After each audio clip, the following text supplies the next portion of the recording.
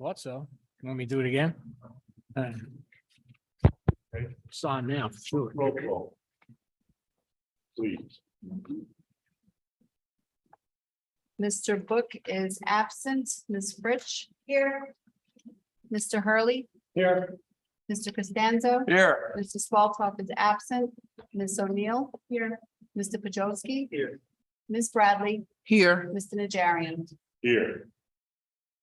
Okay, so we have resolution. You can do them all in once. I think it's all this same eligibility, so I'm gonna read them separately, Yeah. right? Okay. So we have but you don't have to, you can do one motion. Resolution 2022-38.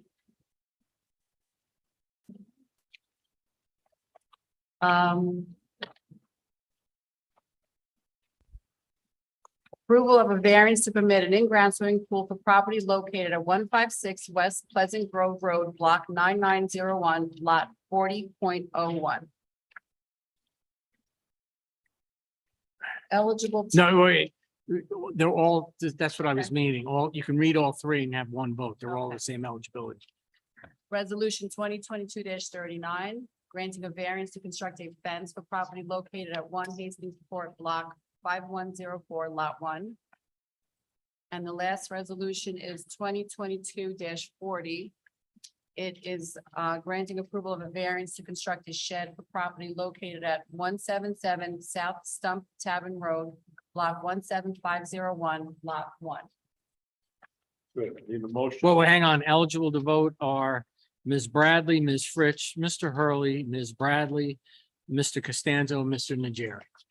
I need a motion and a second on all three, right? On all three Yep. eligible.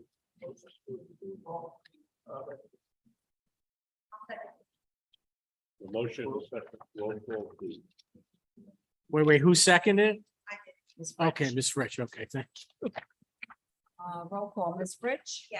Sorry. Mr. Hurley. Yes. Mr. Costanzo. Yes. Mrs. Bradley.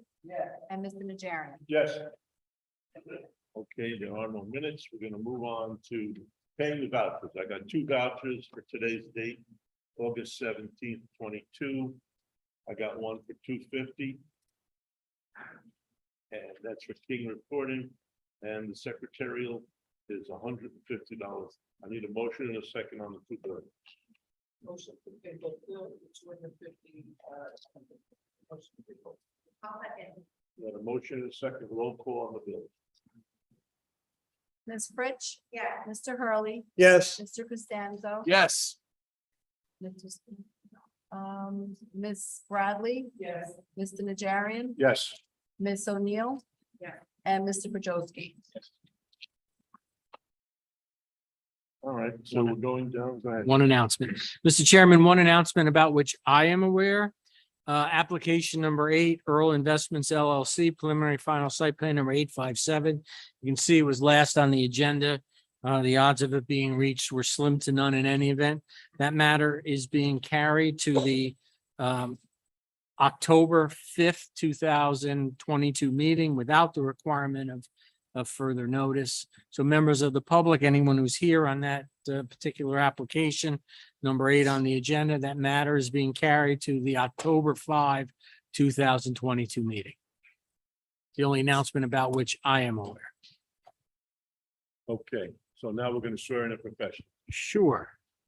Gentlemen, thank you for raising your right hand. Do each of you solemnly swear or affirm that the testimony, information, questions, or comments you're about to present before the board will represent the truth, the whole truth, and nothing but the truth? Yes. Yes. Starting with Mr. Hill, please. Evan Hill, Board Engineer. You have to turn on your mic. On the bottom. John LeCompte, Board Planner.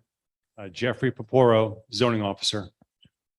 Thank you. And Mr. Chairman, that reminds me, thank you, Mr. Lecomte, for members of the board. In order for the minutes and the streaming public, et cetera, to be picked up, it is imperative that you make sure the little red light is on and you speak into the mics. That, of course, I can be admonished if I forget to do the same thing, so don't be shy. Okay, let's get started. The first application, variance 3417. John and Stacy, please come forward.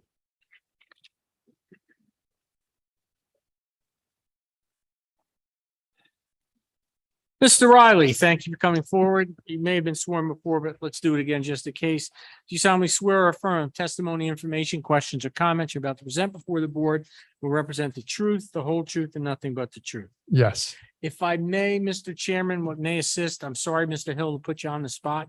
Can you generally, if you recollect, no? Okay, you weren't here. Go ahead. You weren't here that day. Yeah. All right. Sorry. All right. I'm here for the variance for my garage. We're trying to go an alternate route, being my neighbor behind me doesn't want it so close to his home. So now I'm trying to alternate route. We're trying to put it next to the house instead. So maybe Mr. Purpura, you can help. How did what's changed from the previous? Okay, so the board should have a revised drawing where, and this is to scale, where Mr. Riley had chosen a location not less than 10 feet to his dwelling. And if you see the highlighted area showing a rectangle 24 by 48, that's the new proposed location of the garage, where we have setback issues, meaning he's proposing it, we'll call it 1 foot from the property line at one corner and approximately 8-foot setback to the other, to the front corner of the garage.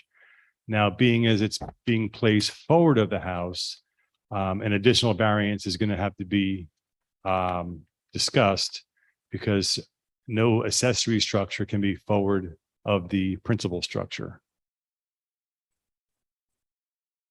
Okay, so with that, if I may, Mr. Chairman, Mr. Riley, can you describe, because it's going to be forward of the house and facing the street, in any sense, there's no architecturals, what is at least the front facade facing the street going to look like? It's going to be a 2-car, 2 deep. So it's still a 4-car garage, but it's going to have the 2 garage doors on the front, and it's going to be a 2-car deep instead of the 4-car, 4 wide garage. Basically just change the dimensions. Will it meet the general decor, at least of your primary residence? Oh, we're painting our house the color of the garage. We're changing everything to be the same color. So it's your intent that it'll match the decor, and it's also your argument, as it was before, quite frankly, that it generally fits into the character of the neighborhood, right? Yeah. The only thing we have to have is the garage put up first, so we can have the painter match the color. Mr. Lecomte, I'm sorry, Mr. Just trying to help. You're shaking your head. Yes, Mr. Lecomte, you say anything or, oh, okay, sorry. Okay, And just a Mr. quick Hill? reminder for the board. The lot to the, I'm gonna say left, I don't have any directions on this, is considered a flag lot, meaning the staff part of the flag is the driveway that leads to the house towards the back of the property. And I think the board had discussed something at some point that perhaps that would be a little less egregious than way towards the back of the property where the neighboring house is located. Mr. Hill, do you have anything to add at this juncture? So I believe at the first meeting, we did talk about the size of the structure and our recommendation that you install dry wells to capture the roof runoff from the gutters so it doesn't flow overland onto your neighbor's lot. Yes. Right. And I believe you agreed to that. Yes, Yes. absolutely. Okay. Yeah. You would still agree to that with it in this location. Yeah. I mean, what's going to be in this garage is worth more than the house, so it's going to be put together correctly.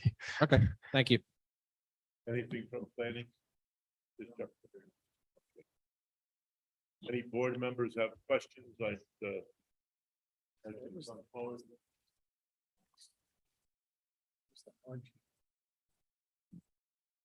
Yep. Anybody responding? Okay.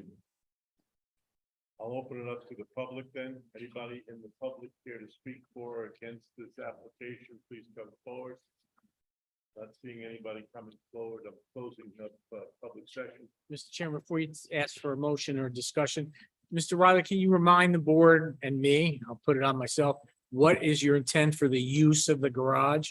It's just, fairly large. yeah, I have vehicles that I need to store in there. I legitimately have 4 vehicles So plus the 1 It's car. personal automobile storage, correct? Yes, I'm not a mechanic. I will not be doing any work in there. I could do brakes and stuff like that on my own vehicle, but And- that's the extent. And electric only? In Yeah, in the there's gonna be a garage? lot. Yeah, I'm not running water. And no utilities? No. Okay. Sorry, Mr. Chairman. Okay. All right. So I'm gonna ask for a motion and a second. Yeah. I did. I opened it to the public. Chair? I Yes. know that the reason that he had come back was so that he could be more accommodating to his neighbor. So based on the revised plans, I'll make a motion that we approve the 2-car, 2 deep garage in the new position and grant him the variance, even though it's front of the house. Beautiful. Okay, so we got a motion. I need a second. Beautiful. We got a motion and a second. Roll call, please. Ms. Fritsch? Yeah. Mr. Hurley? Yes. Mr. Costanzo? Yes. Ms. O'Neill? Yeah. Mr. Pajowski? Yes. Ms. Bradley? Yeah. Mr. Najarian? Yes, you have your, Thank you very much, guys. Appreciate it very much. Thank you. Want me to announce this? Want me to announce it? Yes. Ms. Lubin, Rachama Rubin. Please approach. Yep. And Mr. Purpuro, if you could help her with the mic. You all Is right? that better? Thank Okay. you. Just step up to it. Ma'am, yeah, because otherwise the acoustics are awful. All right, ma'am, if you kindly raise your right hand. You solemnly swear or affirm that the testimony, information, questions, or comments you're about to present before the board will represent the truth, whole truth, and nothing but the truth. Yes. Can you give us your full name, spell your last, and your address, please? Rakama Lubin, Lubin. Address is 2 Monroe Lane. okay, tell us a little bit about what you'd like to do. Basically just looking to put a fence around my property. closer to the microphone, Close, is this better? Yes, there you go. Thank you. Looking to put a fence around my property. Now, due to the fact that we live on a street corner, I think that's the way to say it. So, Mr. Hill? Yes, as the applicant has indicated, their house is on a corner lot. Therefore, it has a front yard along Monroe Lane and also a front yard along Claridge Drive. There is an existing 4-foot-high chain link fence along Claridge Drive from the rear corner of the house, along Claridge Drive to the rear yard. Based on the sketch provided, it appears that the applicant is proposing to remove that 4-foot chain link fence and install a 6-foot-high fence in the same location, correct? Yes. Okay. In looking at the overall, looking at the surrounding properties, to the rear of this or further up Claridge Drive, there's rather large evergreen trees right along the common property line. And the house on lot 12 does not front along Claridge Drive. Therefore, there's no driveway along Claridge Drive. So I don't see an issue with there's no line of sight issues with a 6-foot-high fence along Claridge Drive in the location they're proposing. However, this board has historically wanted to see some sort of buffer or additional buffer between the sidewalk and the fence, a 6-foot-high fence, just so it doesn't impede along the public as they're trying to utilize the sidewalk. So where is it gonna start from? It's gonna start from the sidewalk to the property line? What are we gonna say? So based on the survey, the land survey that was provided, the property line appears to be adjacent to the inside of the sidewalk, very close. So if you can reference everything off of the property line, that's essentially the inside edge of the sidewalk, the side closest to the house. We need a distance. How many feet? Currently, it's depicted, that the fence will be 1.6 feet to 1.7 feet off of the property line. Any questions from board members? Yeah, through the chair, don't we typically require, is it a 6 foot buffer from the property line? I'm trying to recall. That's what I'm asking. For 6 foot high fences and on smaller lots like this, yes, that has historically been the board's request. So, to that, along, Claridge Drive, we're looking for a 6 foot setback from the sidewalk. You indicated this, the property line runs along the inside of the sidewalk. Would you be comfortable with along Claridge pushing the fence into your property 6 feet from the sidewalk? At the proper easement buffer area? Meaning from what was the footage that was All right, indicated? I'll I'm explain. saying, I can explain. So currently your 4 foot high fence Mhm. is about 1.5 to 2 feet off of the property line. Mhm. All right, which is about 1.5 feet off of the sidewalk, right? Mhm. When we go to a higher solid fence, the board has typically asked that the higher solid fence be pushed a little bit further back off the property line, in this case, 6 feet instead of 2. So instead of putting it exactly where the existing fence is, you're going to put it about 4 feet further in. And that's what Mr. Costanza is asking, if you're willing to agree to that. And the reason for that tradition is is as close as you're proposing it to the property line tends to impede the public access and public light and air and view. It creates almost this tunnel along the sidewalk, and it creates extra space for aesthetics and quite frankly, public safety as well. So that's why generally speaking, the board has imposed that, because that's a rule of thumb sort of thing. So the board now through me is asking if you would agree to that. And 6 there's, feet from the I'm property sorry. And there's also another reason for that. There's utilities located time. Yep. within a utility easement. And even though it's not on your survey, you have utility boxes for like your television and electric and cable and so on. And those are typically run along the inside of the sidewalk. So a lot of times there's a 6 foot wide easement associated with that. And that's why we say, even if it's not on your recorded survey, still have that fence 6 feet off your property line. That way, if a utility company has to go in there to repair the underground, they're not ripping down your fence to do so. Okay. So again, this is normal procedure for this board to ask this, and applicants who have agreed to do that have walked away with a variance, Mhm. have received their variance. Do I have to give my answer now? That's the question. I'm sorry, you had to speak into the microphone. Do I have to give the answer now? Yes.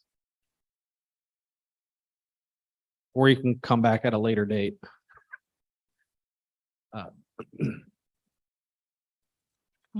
Say yes. Yes. Do you fully understand what we're asking? Yes, You fully understand? Yeah. yes, yes, yeah. Okay. So we're just, again, just to recap, Much. just in case, instead of putting the fence exactly where your existing fence now is, you're gonna move it in towards, you're gonna move it away from the sidewalk about 4 feet. Yes, Okay, Right? No, 6 feet. Yeah. 6 feet. 6 feet from the property line. It's 4 feet from where her existing fence is. Yeah, I'm trying to, so she can visualize it. yeah. Right? yes. Okay. Is there a question from board members? I just want to make sure, because you understand what we're saying, because you have like a puzzling look on your face. Yeah, I no. want to make sure you're comfortable with what we were asking and what you're saying yes to. Yeah, I got the picture. Thank you. Yes. Okay. Anybody from the public here to come forward to speak for or against this application? Come on up. For or against? Wait. Ma'am, you have to, Just step aside, yeah, so you can get to the microphone. Thank you. so if you raise your right hand, solemnly swear or affirm the testimony, information, questions, or comments you're about to present before the board represent the truth, whole truth, and nothing but the truth. I do. Can you kindly give us your full name, spell your last, and your address, please? It's Before you do, William, sir, can you move the microphone up to your mouth? Thank you. Yeah. it's William Lashley, Lashley. I'm a resident, Address, please. huh? Address, please. 64 Claridge Drive. Thank you. I'm a resident of 64 Claridge Drive for 44 years. Now, Claridge Drive, or that area, was called Oakley Hills for many, many years.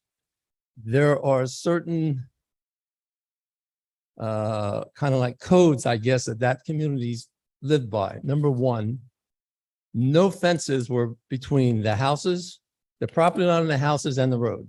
It was wide open. That's for basically the houses that weren't on the corners.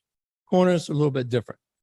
If you wanted to put a fence back on those days, you went from the corner of your house, the horizontal to the road. So may I ask your question right there? Are there deed restrictions of notice that? As far as I know, that's always what's been done. If you go through that development, you never see anything. I shouldn't say anything. There might be a couple instances where there are, All right, excuse me. actually, there's nothing between the houses, between the houses and the road. Excuse me, I'm just trying to get facts together. Well, Mr. Purpuro, this is one of the times, hate to say it, where there's some institutional history. What I'm missing trying right to now. get at is, Excuse me, okay, I'm trying to just get facts together. Do you have any reason to believe that there are any, is there an association out there? there used to be. None of- Okay, none but of- let me go ahead.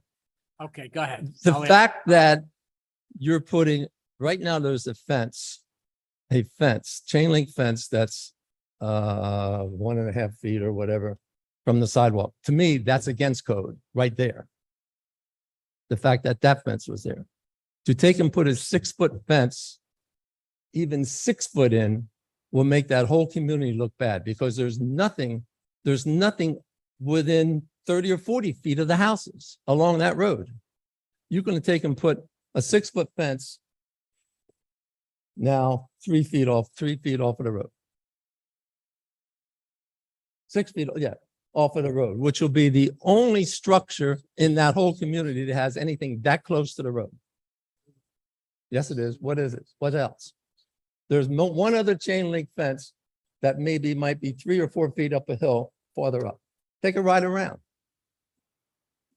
All right, so let me ask Jeff one more time. Can you get a chance to answer? Is there any restriction on fencing in this area? None that I'm aware of. Other than the ordinance, correct.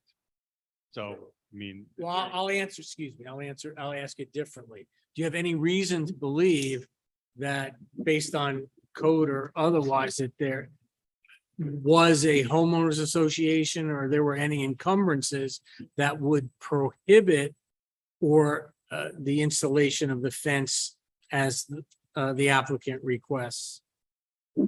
None that I'm aware of. So, sorry, through the chair. Oakley Hill did have an association at one point, but I'm not familiar if there was anything in writing regarding the bylaw. I don't know if there was anything in writing at all, to be honest with you, because that was disbanded a long, long time ago.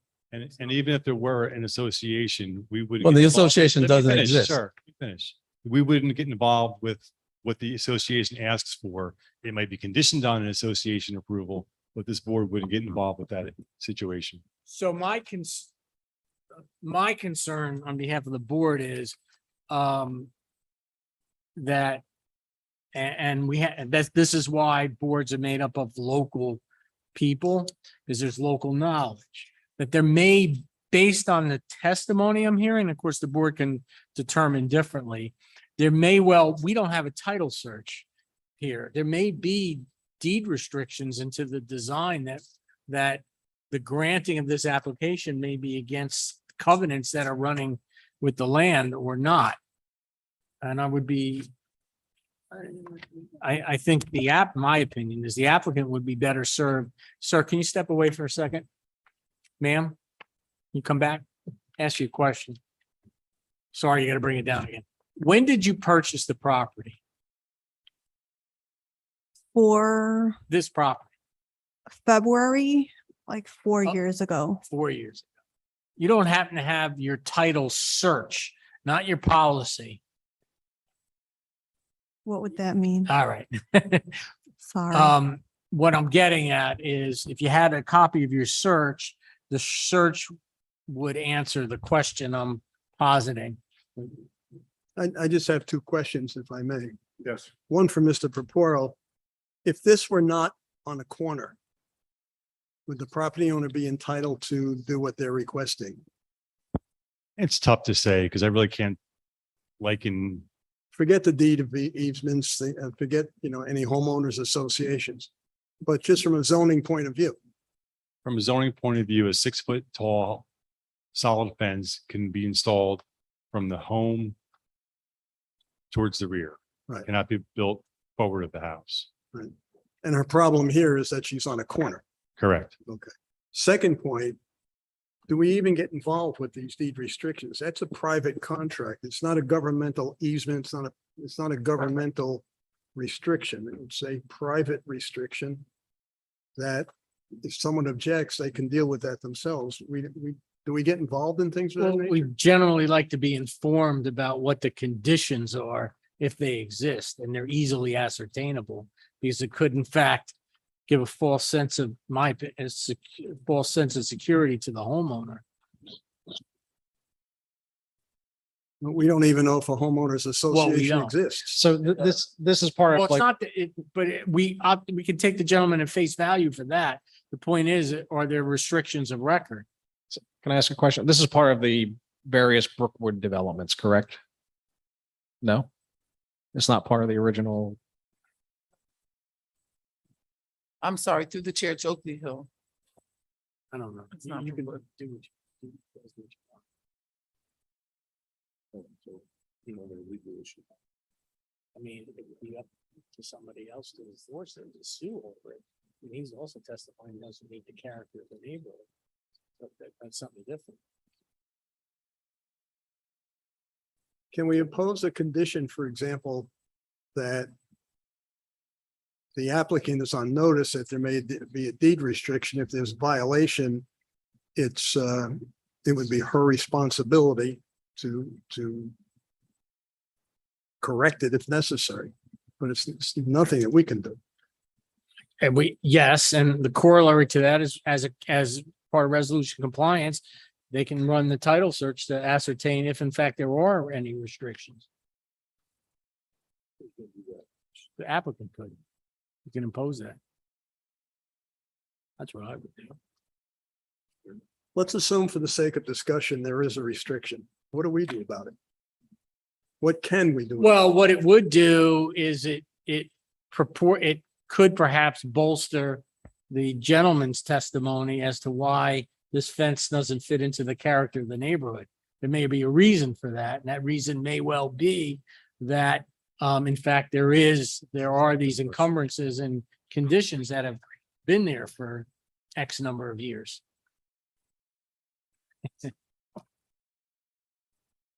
So again, what I'm looking to do on behalf of the board, and quite frankly, both the applicant and the gentleman, his testimony is as a longtime resident, no one's ever done this before. And he sort of, as a layperson, described the reason, which signals to me that this development, when it existed, had certain conditions on that. Moreover, I would be concerned, at least, because we have a layperson applicant who's testifying, who, and I mean this respectfully, I hope it comes across that way, wasn't aware that there was a title search before she got her policy, so that you could be giving her a false sense of security as to this grant. And it's better just to have all the facts on the record, I think. But but nevertheless, the conditions that you talked about could be imposed, and you could review that during resolution compliance if the board was generally in favor of granting the application.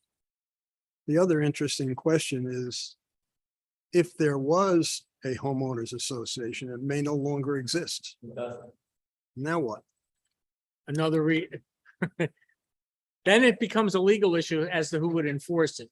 But and maybe I'm arguably I could be overthinking it too, but I just think that listening to trying to decipher the gentleman's testimony and wanting to ensure that should the board act favorably, that the applicant doesn't have a false sense of security, some way we should get the information. Go ahead. I Jeff. So if you look at aerial photography, the house right across the street has a fence forward. It's a corner lot. They have a fence forward of their house towards Claridge Drive, not 6 feet off the property line, but it is forward, and it would have required a variance as well, or variance relief. The house across the street on Claridge, or across the street from the applicant, also has a fence in the front yard as well along Claridge Drive. There are probably 4, if not 5, that I could see clearly off the aerials. So what are you looking at? A Google Earth aerial photo from 2022. Okay, sorry, just. Yep. I need that for the record. So, as in this area, we've heard other applications for fences in the front yard. And this hasn't come up, this question of whether or not there's a restriction on the property hasn't come up in the past. Okay. So,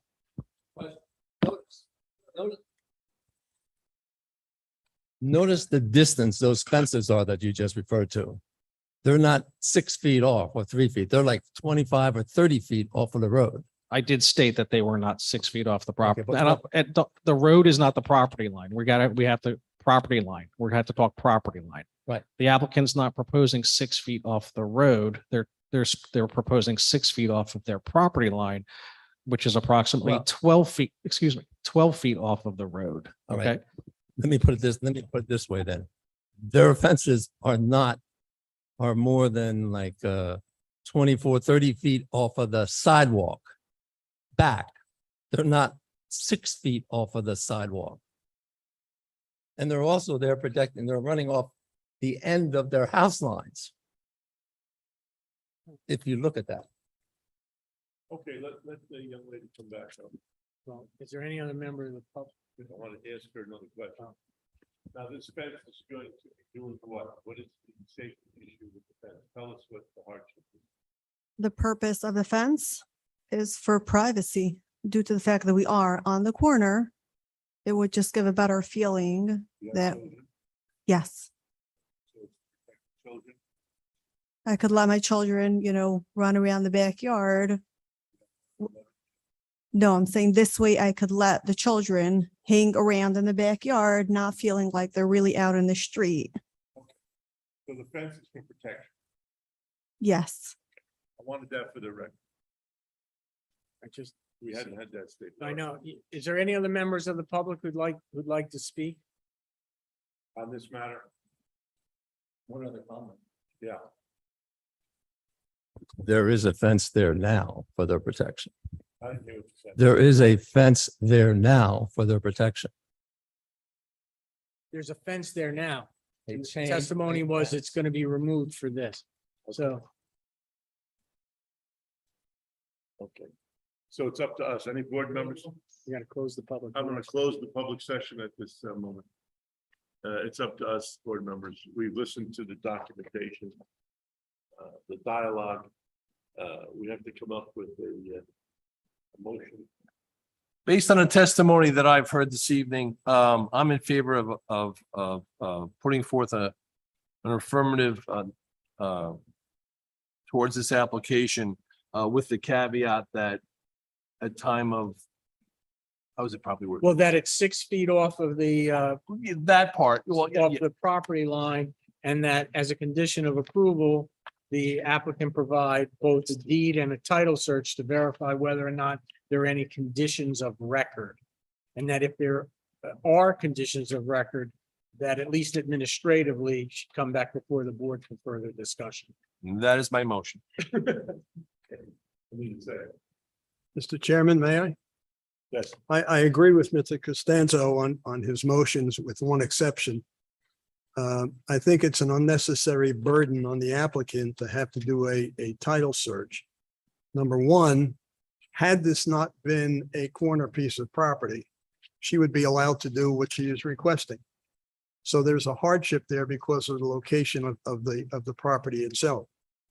Secondly, again, and I guess legal has to get involved in this, but as far as I'm concerned, deed restrictions are not matters of zoning. I understand the attorney's point of view that it may go into the negative criteria as to the character of the neighborhood. But she already has a fence there that's about a foot and a half off the property line. It's being moved back 6 feet. I believe she consented to 6, correct? Correct. No? Correct. So she's improving an existing condition relative to the existing fence as it exists now. I'm just concerned that having to put an applicant to the expense of doing a title search and find out there may be a deed restriction. Those deed restrictions, as I've indicated, are private. They're not public. So that's a dispute between whoever is this association, if it exists, and the property owner. It is not a function of this board to deal with those kinds of issues. So having said that, I would agree with Mr. Costanzo so long as the requirement to do the title search is removed. Based on my fellow colleague, I will amend my motion to approve the application as presented with the caveat of the fence will be moved 6 feet back from the property line and adhere to all other code issues. Through the chair. Voice in one word. Through the chair, I just have a question. The existing fence, being that it's chain link and only 4 feet, would it have required a variance? No, a 4 foot open, a 4 foot tall open fence in the front yard is permitted. all right, so we got a motion on the floor. Amended, I need a second. I'll second it. All right, so we got a motion and a second. Roll call, please. Ms. Fritsch? No. Mr. Hurley, Yes. Mr. Costanzo? Yes. Ms. O'Neill? No. Mr. Pajowski? Yes. Ms. Bradley? No. Mr. Najarian? Yes. 4-3. We have 3 no's. Pass. 4-3. Who didn't vote? Passes. So So it should be 4 yeses. Yeah. Okay, We have 1, 2, 3, 4 yes. yeah, so it passes. You have As your as fence. presented. You have your fence. Thank you. Make sure it's moved 6 foot. I just want the record, Absolutely. I mean, it's fine.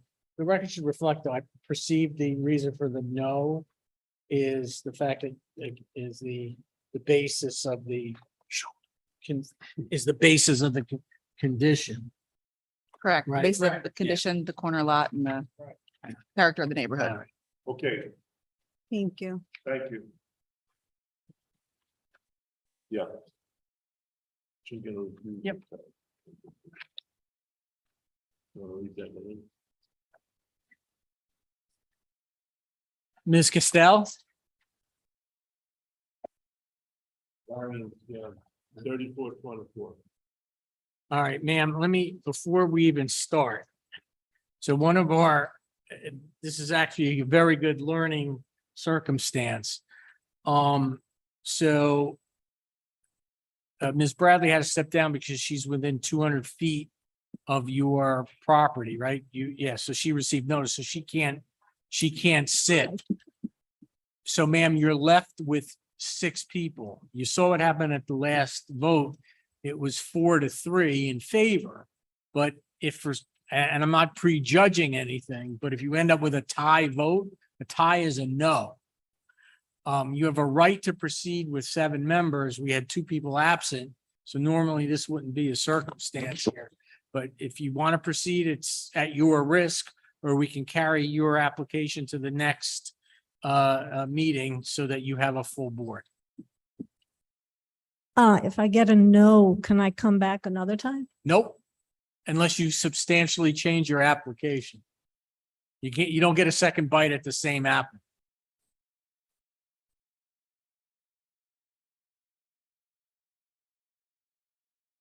I just have an obligation to let you know, and it just, the reason I forewarn applicants just occurred right in front of you. So it's a good learning curve, learning opportunity. There's no guarantee that the next time it won't be an even thing also. Well, there's never a guarantee in this world, but I can tell you that since there were 2 members absent tonight for personal reasons, the odds are generally better that you would have 7 people at the next meeting, even with Ms. Bradley. Yeah, but stepping if there down. are 8, it could Huh? split. If there are 8 next time, it could split 4 and 4. No, it's you only 7 people vote. It's like the Supreme Court. It's always an odd number. We try to keep it an odd number. Only 7, even if there's full 9 members, only 7 vote at any given time. They're alternates. You have to understand. Oh, they're They alternates, fill got it. in when somebody's not available, all right? It's terrible here, yeah. And what would make it different enough to come again? I'm not here to can't give you legal advice. We can't help. If you're thinking about it all, play it safe and carry it. That's my To me, it respectful seems so recommendation. simple. I don't, you know. It's your decision. It's not ours. I'm just trying to help you here.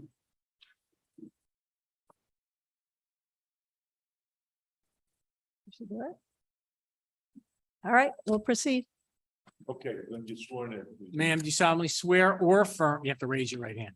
You solemnly swear or affirm that the testimony, information, questions, or comments you're about to present before the board will represent the truth, the whole truth, and nothing but the truth. I do. Can you kindly give us your full name, spell your last, and your address, please? Shlomet Kastel, Kastel, 6 Montana Drive, Jackson, New Jersey. Tell us a little bit about what you'd like to do, okay? Yeah, I have one shed, a small lifetime plastic shed, about 12.5 by 8 feet. And I would like to, it's currently in the middle of the property because at the time we moved in 6 years ago, we didn't have time to get a variance. There was no garage in the house. It had been redone into a room before we bought the house, and there was no storage area. So we put the shed down kind of in the middle, 10 feet away from all the various setbacks and all that. The shed has no room left. So I need another shed.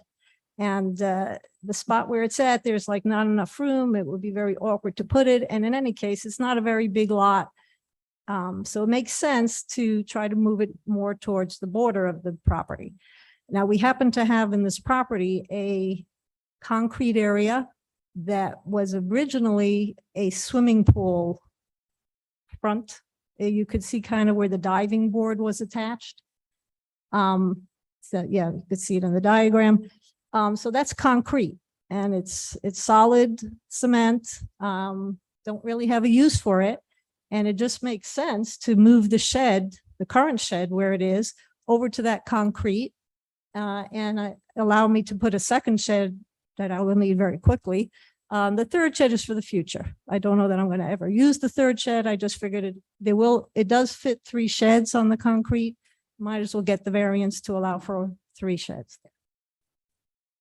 So let's go back. Now, the first shed was non-existent. You put it, Correct. Although on the original lot, there were 2 sheds that were shown on the lot on whatever this diagram. There were 2 sheds originally on the picture. There were no sheds when we bought it. Somebody took them away. you took the sheds with them, No, they weren't there. When we saw the house, there were no sheds. so there's no shed. Correct. So you put this shed in this location. Yes, Did you get a permit to put the shed in? yes, So now you want to put 2 more, a total of 3 sheds are going to be on this cement? correct. Let's clarify the facts here. When did you purchase the home? How long ago? 6 years ago. So 6 years ago, you purchased a plastic 12.5 by 8 foot shed Correct. and put it in the middle of the backyard, thereabouts, someplace in the backyard? Yeah, Or did yeah. you place it along where it is presently? Well, you see the deck attached to the house? The Yeah, shed it's- is about, I don't know, 6, 7 feet past But the in the deck. center, in the backyard. Yeah. More standing alone, a standalone shed by itself. Correct, You now want to move that shed over. right. And you also testified that you were asked that you got a permit for that shed. And you said, yes. Yes, You got a permit for that shed to be located where it was. yes. In fact, I got a permit for 2 sheds at the time, but now I built a deck. So it doesn't make sense to put the shed next to it because it's, Would you happen to know the, what am I looking for? The language of that permit? What your restrictions were on the permit, if any? Did it have requirements that where those? yeah, you had to be sheds- 10 feet away from the side And property. that's what you did. You did Yeah. the initial shed, you put 10 feet from your property line. You Yes. did- Okay, Yes, 10 feet. thank you, Chair. So we're going right up against the property line, Jeff, with these 3 sheds. Is that what the picture's showing? Yes. At least 0.80 of a foot, just under a foot. 0.3. Is that what the 0.80? Ma'am, just again for clarification, sorry, Mr. Chairman. Your proposal to place 2 sheds and hold a third in abeyance, but obtain the permission, is that same footprint already has a concrete base Correct, existing? correct. And what, an above ground pool was there or something at the? Yeah, I did bring a picture. in Sure. case. That might help. Let's mark that A1.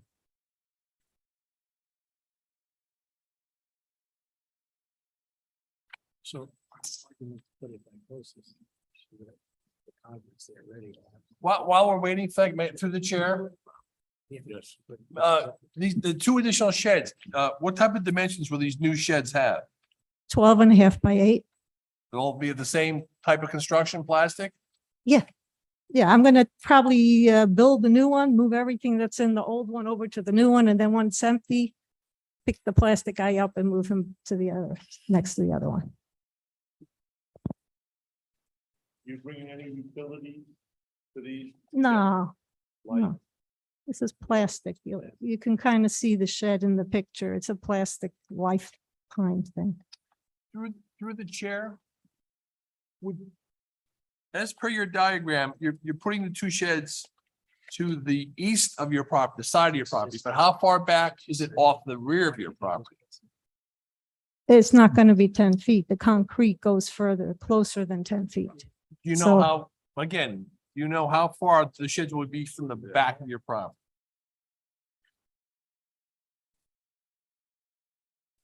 I don't see it on there. Do you see it?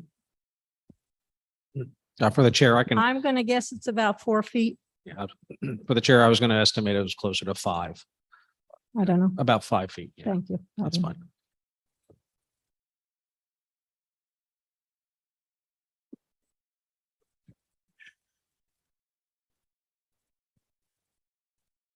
board member? I'm just waiting to see the picture and then I'll most likely have questions.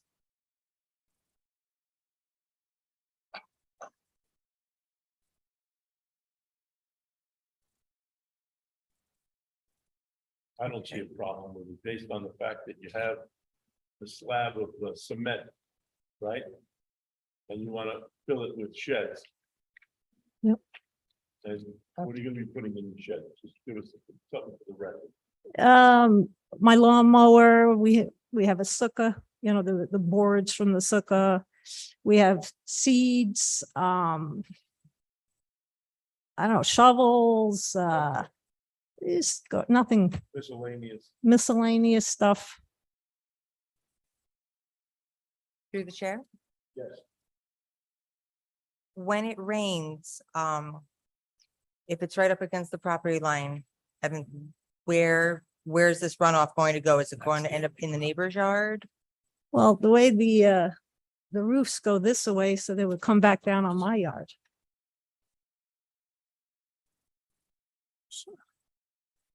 Ms. Fritz, to answer your question, it's already impervious cover. So it's already concrete. So right now, the stormwater runs off. Just by putting sheds on there doesn't change the drainage characteristics of the area at all.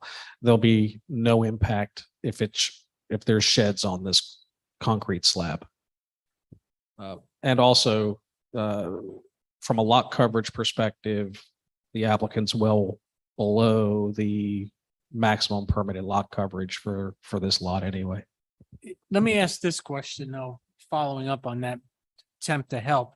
Given the fact that there's going to be 3 sheds in a row there now, in theory, with roofs at whatever pitch, is there a way to direct the runoff from the roofs onto her property and away from the neighbors? No, not in this case. It's going to hit the concrete. It's going to flow wherever the concrete tells it to flow, which is more than likely based on the pictures towards her property anyway.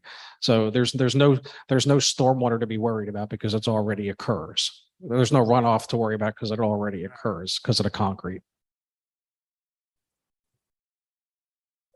Through the chair, Yes. do you own the fence on that side of the property? I believe so. My other concern is maintenance, is lawn maintenance. You're gonna, how do you propose, when you put the sheds up to the property line, how do you propose to maintain behind the sheds, There's no lawn behind the sheds. It's all concrete, The Mr. Costanza. concrete. right up to the property line? Yes. Yeah, I don't mow there. I never mow over the concrete.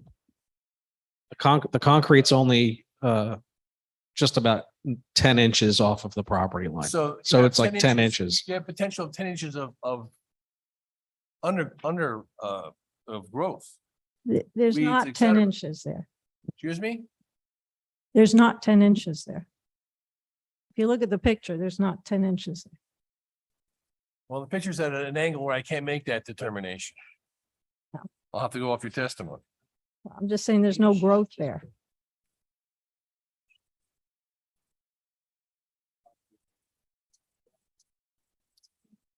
Through the chair, why not one large shed? Why 3?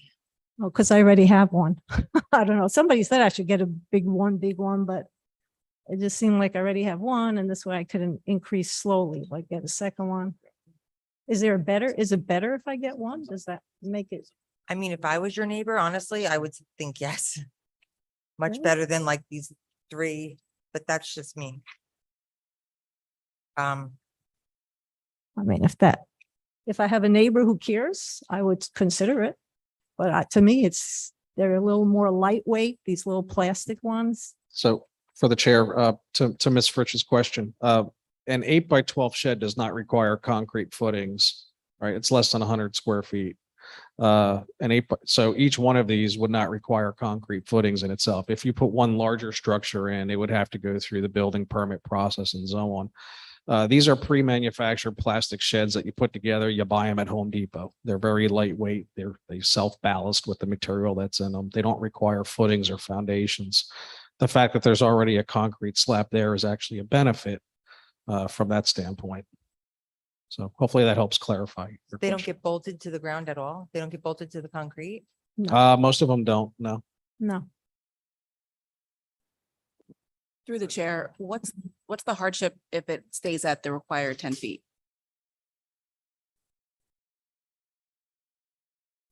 the property isn't very big. If we keep, the sheds are already, this one shed, it's right off the thing, it's just taking up a lot of space. It just makes more sense to keep things away, to the corners where it was originally. The guy before us also had sheds, near the property line. So through the chair, are there any safety concerns compared to how much room is by the fence and how much room is with the shed? Safety concerns. Like there's no way to walk through there anymore. It just becomes right up against the fence. There's no room Right. for walking or. Right. Any other questions from board members? I'm going to open it up to the public. Anybody care to speak for or against on this matter, please come forward. Not seeing anybody coming forward. I'm going to close the public session. All right, so it's up to us. You've heard from the engineer. He says everything looks good in regards to copacetic. Safety issues, rain off. So it's up to us board members to make a motion.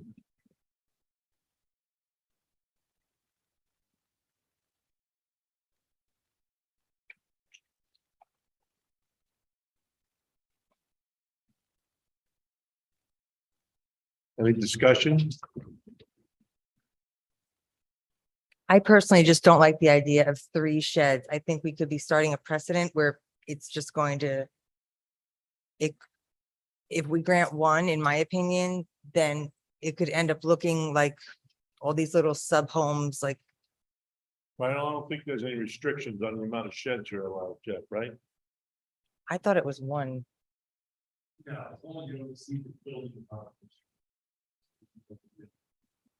There's no limit. There's no limit to the amount of shed. I have neighbors who have 3 already. Can- Jeff, I'm sorry, can you further clarify building coverage exceeding? You I'm sorry? said as long as it doesn't exceed the building coverage. Right. Building coverages encompass all the structures on the site, meaning the house, a shed, gazebo, that kind of thing. So if all those combined don't exceed, I believe in this zone, it's 30% 30%? of the lot area, then it's permitted.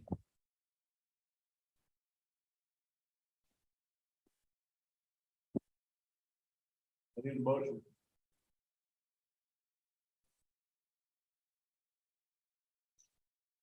I put forth a motion to deny the application as I am yet to hear a hardship on this issue. That's my motion. I'll second. We have a motion, a second roll call, please. Motion to deny, Ms. Fritsch, Yes. Mr. Hurley, Yes, Mr. Costanzo, Yes. Ms. O'Neill, Yes. Mr. Pajowski, Yes. and Mr. Najarian. No for me, but it didn't pass. Would it make a difference if it was just 2 sheds? So I think you should discuss now with the zoning officer tomorrow what changes you could make, which may be significant enough to come back before the board potentially for, if you wanted to cite it here again. Can't have any further discussion on this application at this point. Sorry. Okay, so let's see what's next here. Charles. Olander. Variance 3428, Holland. Mr. Hollander, thank you for raising your right hand. Do you solemnly swear or affirm that the testimony, information, questions or comments you're about to present before the board will represent the truth, the whole truth, and nothing but the truth? Yes, Can you kindly give us your full name, spell your last and your address, please? Charles Hollander. Last name is Hollander. Address 44 Wyoming Drive. What exactly you'd like to do? So I would like to build a 8-foot fence. Or if that's a problem, go down to 6 foot. Like this, I can have more privacy around the pool, that the people swimming in the pool don't have to be in public view. If I have an No, the objection to answer- 8, Listen to the chairman. So you're changing it right now to a 6-foot request? not yet. Okay. I shouldn't, Remember Mecca? that it's not really a negotiation at some point. okay. All right? So yes, I'm changing it to 6 foot. Nobody has an 8-foot fence, Jack. Well, there's no reason. It's very it would be very difficult to prove a hardship request with an 8-foot fence. And you've sat through enough, 2 or 3 of these fence applications as well. So you took good advice on that. To amend to 6 foot. So tell us why you want the fence, go ahead. No, So the people swimming can have more privacy. There wouldn't be to stop them from being in public view of everyone on the sidewalk walking by. Yes, Mr. Hill.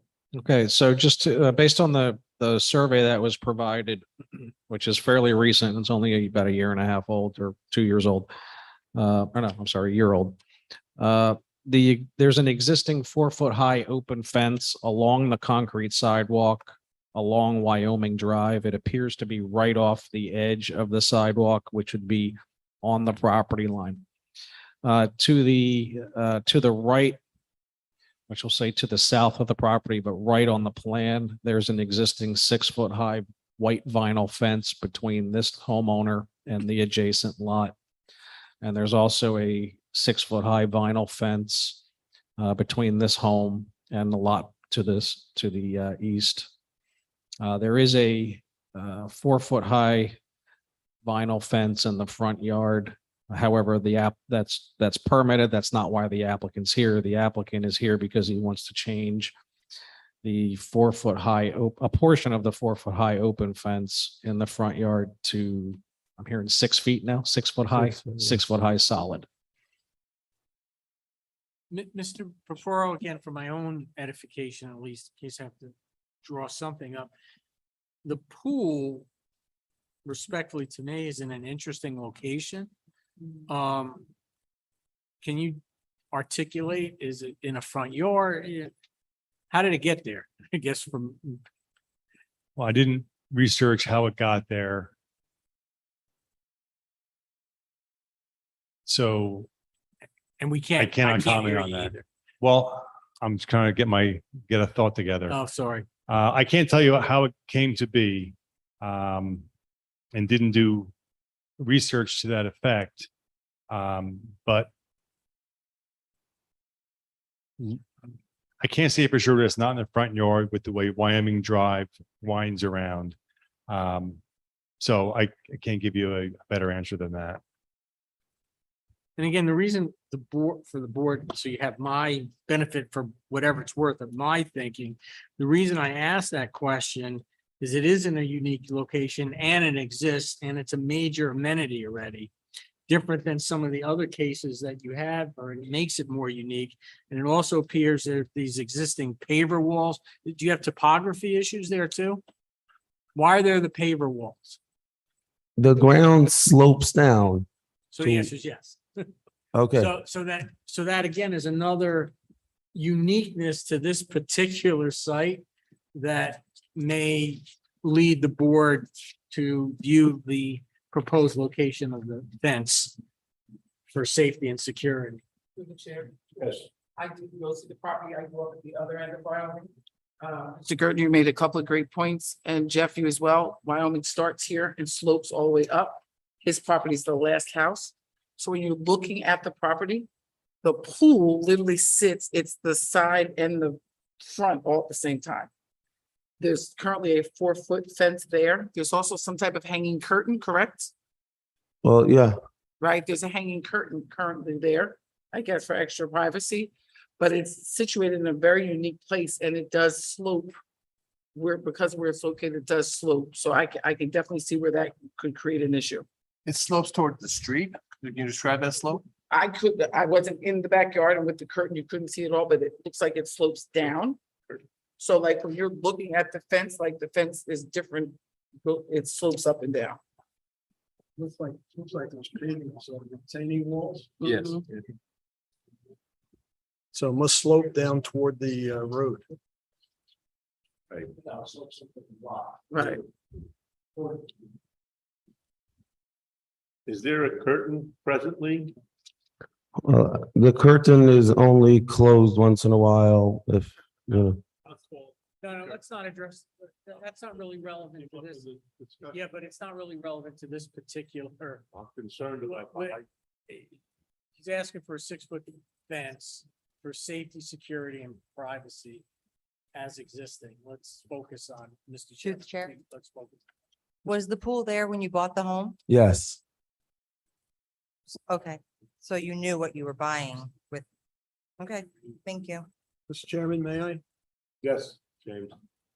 The question I have here, it appears that Wyoming Drive kind of goes around on a curve. Is that going to be a problem for traffic visibility? The short answer there is no. There's really, it's not that sharp of a curve. The speed limit's low enough where there shouldn't be any line of sight issues there. There's no restrictions on the survey noted as being any site distances or site triangles or anything like that either. There's no site triangle involving his own driveway? His driveway, no, but is that what you're asking, if he's backing up out of his driveway, or are you asking about the motoring public? Both, actually. both. Okay. So a 6-foot high solid fence along the driveway, located where the existing fence is, that would be about 12 feet, 10 to 12 feet off of the roadway surface, which is enough for a car to back up, stop, look both ways, and then enter the road.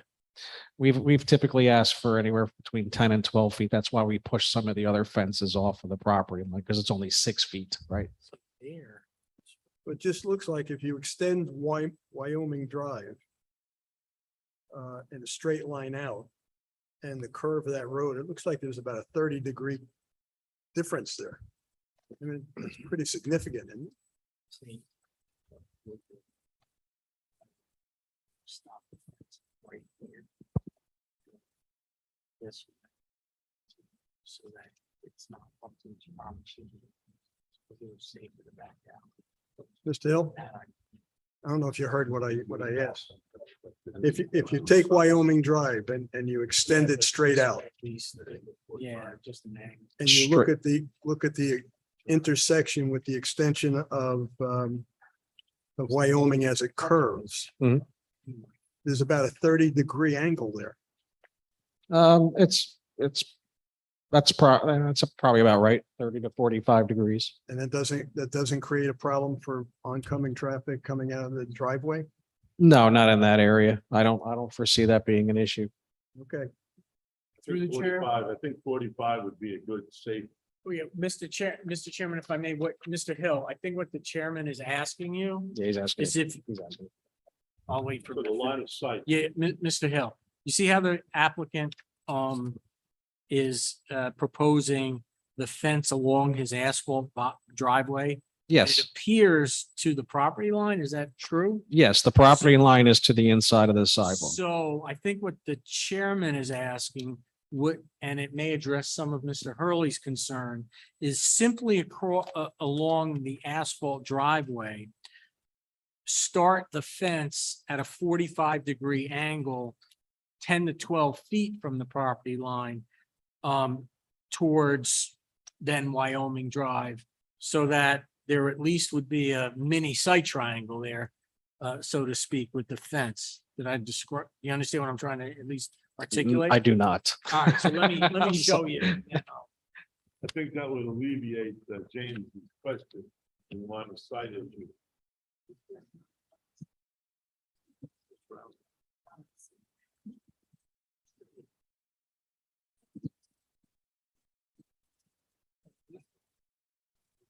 Let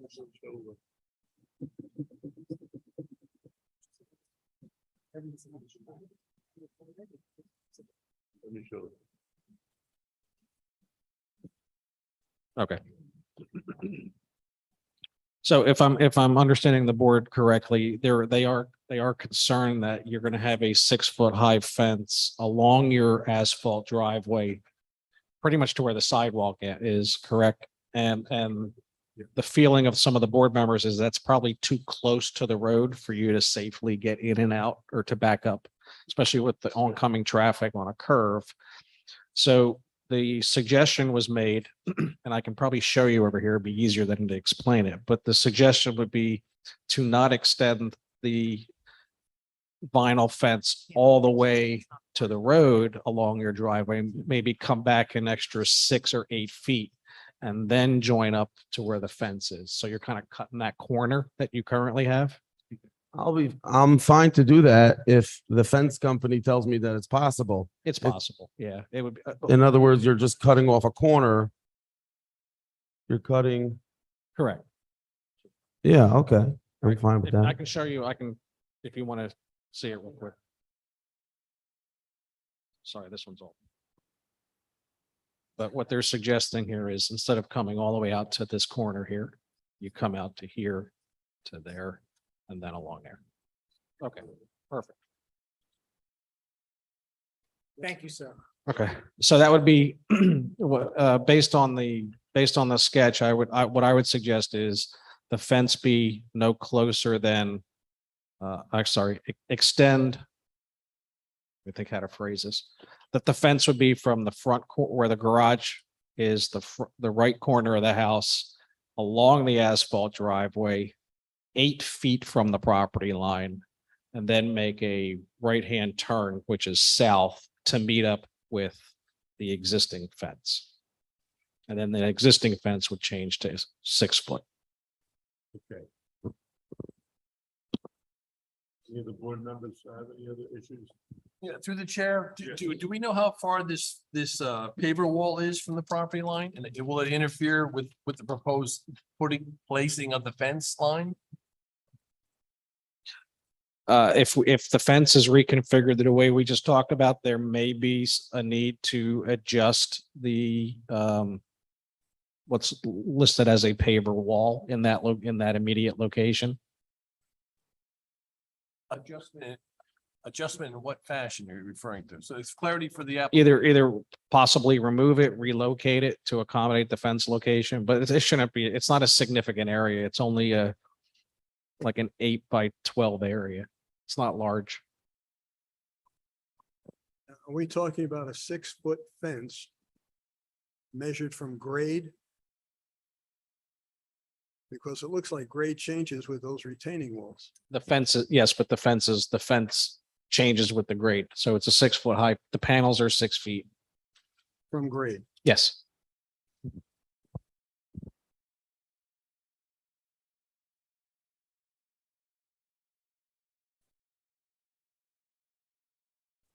Okay, so any other questions from board members? Okay, Through the chair. yes. Just want to make sure, I guess I'm looking at where the driveway is. Is there going to be a line of sight issue from backing out of the driveway? Is that what you're saying you're solving for with the? That's what that was this whole discussion. We're going to move that front corner of the fence 8 feet further in. That way it's not an issue. Okay, so I think we cleared up all the issues from the board members. I'm gonna open it up to the public. Anybody care to speak for or against this, please come forward. Come on up, sir. Good evening. Good evening, My sir. name Thank is- you for raising your right hand. Do you solemnly swear or affirm that the testimony, information, questions, or comments you're about to present before the board will represent the truth, whole truth, and nothing but the truth? I do. Can you kindly give us your full name, spell your last and your address, please? My name is John Curatola Jr., Curatola Jr. I live at 40 Vermont Avenue in the Brookwood section of Jackson. I've been there about 45 years. My only concern was I didn't know how far the fence was going because this is a corner property and it intersects with Connecticut Concourse. And I felt that an 8-foot fence or even a 6-foot fence would obstruct your view when you're coming down Wyoming to Connecticut Concourse and make it very dangerous intersection. But based on this, it looks like the fence isn't going down there. Am I correct? Correct. It's not going past his driveway. Okay, very good. Thank you. Thanks, John. Anybody else coming forward, speak for or against? Not seeing anybody coming forward, I'm gonna close the public session. Okay, so it's left to us, board members. We've had the dialogue. We've listened to what the engineer has mentioned. Let's put that into a motion. Can I have one question of Mr. Hill before we go any further? Yes. Would it be possible, Mr. Hill, in order to avoid this problem with the safety issue, the line of sight, if that 6-foot fence were the 8 feet from the I got 8 feet from the property line, you said, right? Along the edge of the driveway. That's So it'd be 8 feet Correct. back. It'd be 8 It feet would back. be 8 feet from the intersection of the concrete sidewalk and the asphalt driveway. The corner, instead of being at that intersection there, it would be moved back towards the house 8 feet. And then be, If we required that fence to go on or just at the retaining wall itself, that retaining wall closest to the pool serves two purposes. It moves the entire fence back so there is a clear view of any traffic coming along Wyoming Drive by the curve. And two, gives him, essentially the applicant, what he's looking for. It could probably gives him another foot or two because of the putting it on the retaining wall. From the sidewalk, it would give him more privacy, but still provide the safety. So that would be a question you have to ask the applicant, 'cause that hasn't been the testimony or the questions posed to him. So if the board wanted to consider moving all of the fence 8 feet away off of the property line, that's not something we've heard testimony about.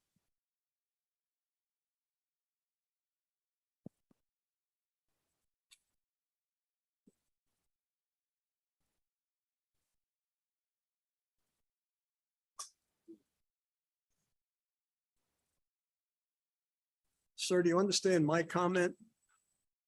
In other words, I'm not sure. you go 8 feet from the property line along the edge of your driveway. And then you move, the fence goes in a direction that's east. Oh, thank you. I'm sorry. In a direction that's actually going south until it hits the retaining wall, the first retaining wall closest to your pool. And you put your fence along that retaining wall. All the way to however far you want to take it to the fence that exists. That gives you two things. One, it gives you a clear view of any oncoming traffic that is coming around that curve to your driveway. It'll give you more visibility, I think. And secondly, it gives you more privacy because you're going to put it at grade at the higher level. So if you're looking from the street, you're going to be looking up at it. Are we suggesting to move it down to ground level as opposed to sidewalk? Yeah, but if you're on the sidewalk looking at the pool, you'd be looking up. Oh, the sidewalk's higher. Oh, I missed that point. Oh, okay, so it's the retaining walls are toward the pool. Toward the, right, okay. Are you okay, James? Yes, never mind. Clear, okay. Sorry. All right, so I close public session. It's up left to us. You want to make a motion? I'll make a motion, given the challenges of the property, that we allow the 6-foot fence based on Evan's direction of the 8 feet off the property line at nearest the closest paver wall as Evan described. Yeah. All right, I'll need a second. Second. All right, we got a motion and a second. Roll call, please. Ms. Fritsch? No. Mr. Hurley? Yes. Mr. Costanzo? Yes. Ms. O'Neill? Yes. Mr. Pajowski? Yes. Ms. Bradley? Yes. And Mr. Najarian? Yes, you have your fence, so thank you. Thank you very much. You're gonna add it for now. I'm going to take a 5-minute break.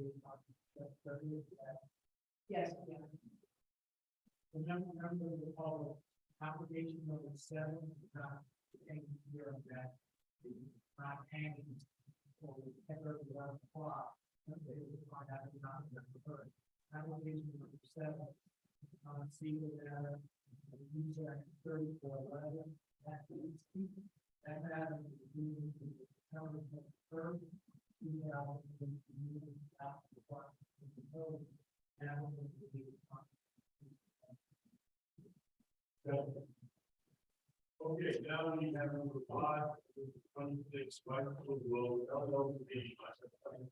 Plan 853.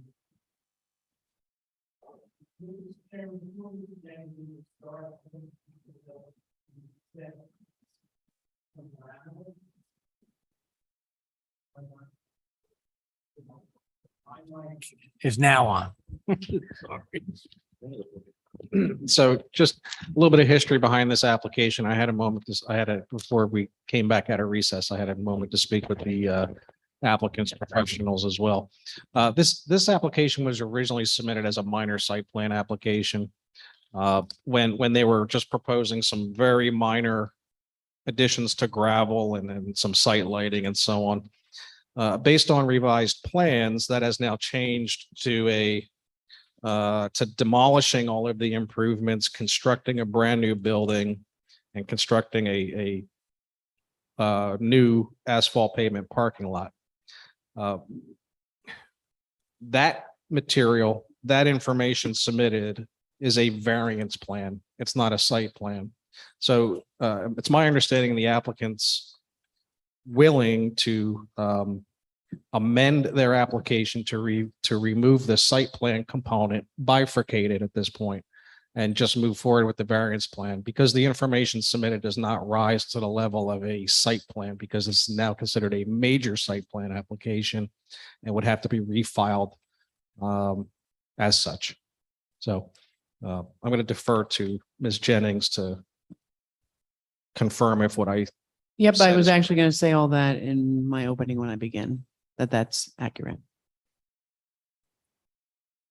Okay, for the record, I'm Donna Jennings from the law firm of Wilentz, Goldman and Spitzer. As the board will recall, we were here on March 16th where we presented testimony seeking minor site plan approval and a conditional use variance to convert an existing canine boarding and day camp facility to a shul on property identified as lot 21 in block 19501 and located at 26 Whitesville Road. At that time, the applicant proposed retaining the existing single-family home and converting the building which housed the canine boarding facility to a shul to accommodate up to 35 congregants. Since that time, the applicant has modified its application and is now proposing completely demolishing the existing structures and constructing a brand new shul and accessory mikvah. A representative of the applicant is here this evening, sitting to my left, Mordecai Hirsch, and he will explain why the applicant decided to proceed in this fashion. It should be noted that the applicant has bifurcated this application and so is only seeking D variance relief pursuant to NJSA 4055D-76B. In the event this board grants the requested D variance, the applicant will return to the board with a full site plan application. Specifically, the applicant is seeking what's known as a D3 or a conditional use variance, as the current proposal does not comply with the following conditional use standards. Minimum front yard setback where 100 feet is required, and the applicant proposes 79.6 feet. One of the existing structures, as you'll recall, also currently violates the ordinance standard and is actually a little bit closer to the street. The minimum side yard setback where 50 feet is required and 41.9 feet is proposed along the south boundary line with lot 22, which also happens to be owned by the applicant. The minimum buffer from a residential use or district where 50 feet is required and 25 feet is proposed, again along the south boundary line with lot 22. And the minimum setback for parking is supposed to be 100 feet and it's 30 feet is provided. We believe that the record will demonstrate that the site can accommodate the use despite the deviations from the conditional use standards. Notably, although the site area is larger than required by ordinance, where 2 acres is required and 2.44 acres is X, due to the odd triangular shape of the site does not have the consistent lot depth. And so the front of the proposed shul sits slightly within the 100-foot setback. In addition, the side yard setback variance and the buffer violation are both located along the south property line with lot 22, which again is also owned by the applicant. The board should be further reminded that this type of use, a house of worship, has been deemed inherently beneficial, satisfying the positive criteria as a matter of law. In addition, with respect to the negative criteria, the board should be reminded that the use is permitted in the zone, and so the focus here is on the impact of the proposed conditional use variance upon adjacent properties and whether or not granting the deviations will cause substantial detriment to the character of the neighborhood. In addition, as to the second prong of the negative criteria, the record will show that the proposal will not have a negative impact on the zone plan and zoning ordinance. In support of the application, the applicant's going to call 3 witnesses. Mordecai Hurst, the applicant's representative, already sitting next to me to the left, Ian Borden, the applicant's planner, and John Ray, the traffic engineer. And just as a matter of record keeping, we are in receipt of a August 15th, 2022 review letter from Remington and Vernick. I believe that was the only letter issued. And with that, we would have our first witness sworn in and we can begin our testimony. Chairman, can I ask a question? Quick question? Ms. Jennings, this property, based on our note, is located in the, is it RG1? RG2 zone, correct? Correct. Okay. And the RG2 zone permits all uses in the PB Pinelands Village Zone. I don't see this as a conditional use permitted. Can you cite the ordinance that says it's a permitted conditional use? I don't have the ordinance with me right now. How about Mr. Borden, since he's your planner expert? Yep. I don't have the ordinance with. Yes. Before you answer, let's. Thank you. So, Mr. Board, thank you for raising your right hand. You solemnly swear or affirm testimony, information, questions, or comments you're about to present before the board represent the truth, whole truth, and nothing but the truth. Yes, And- Ian Borden, president of Professional Design Services, graduate of Rutgers University in 1982. Been in the planning field since 1983 and president of Professional Design Services 25 years. I'm licensed in the state of New Jersey as a professional designer. Thank you. Thank you. Thank you. Yes, Judge, the PV zone lists a churches or houses of worship as a permitted use subject to the conditions of 244-115.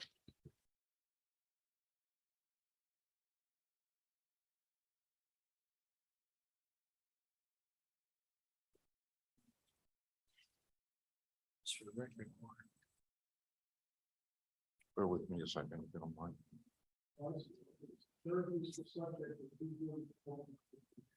That's correct. Interestingly, it's listed in the permitted uses section. It's not listed as a conditional use, but we treat it as a conditional use because it refers to a conditional use section of the ordinance, 244-115. That's correct. They said, oh, thank you. Sorry. It's under the permitted uses, but subject to it being subject to the conditional use section of the ordinance. That's correct. Therefore, it's a conditional use. We vote, and we don't disagree with that. That's why we're here requesting D3 variances. So it's a conditional use. That's correct. Okay, thank you. A poorly written ordinance, but nonetheless. And just for the record, that's the finding of our own planner and our own report. So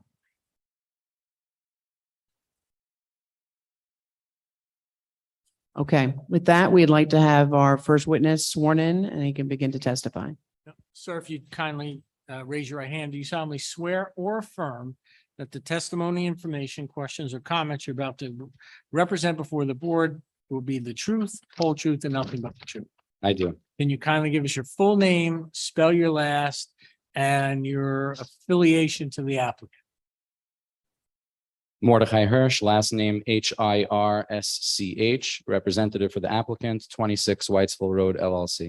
All right, so just for the, what does it mean to be representative of the applicant? Are you an owner of the LLC? A member of the entity. Okay. I didn't hear what you said. A member of the entity. Okay, if you could, Mr. Hirsch, you heard my opening remarks and I know you were here at the last hearing and that you've had a number of conversations with your consultants as to where we should be going with this application. And so I just think it would be important for the board to understand how we got from where we were back in March to where we are here today. And if you could please kind of walk us through the thinking of the 26 Whiteville, the applicant. Certainly. Good evening. I'll briefly share some opening remarks for this application. As Ms. Jennings mentioned, this application was heard in March. And in consideration of the board's comments at that time and subsequent input from community members, future congregants, some of whom are in the audience this evening, we have modified the plan. Instead of presenting a rudimentary fit out of a small existing structure as a stepping stone, we will present this evening a modified variance plan for a new construction edifice that will be better positioned to meet the needs of and appeal to the growing community. The application process for what was a minor site plan began more than 2 years ago. And fast forward to the present and foreseeable future, there is a need to service a larger neighborhood. As the board is aware, in the next couple of years, we will see about 100 new homes already approved on Whitesville Road between East Veterans Highway and Hope Chapel Road. Those are Aviary Park, formerly Pine Rock Walk, the Hunter Farm, and Denton Pines. This growth in part inspired tonight's presentation to adapt to the communal needs. Before giving the podium to the professionals, I will briefly describe the proposed activities. As stated in the statement of operations, as a house of worship, there will be religious services every day.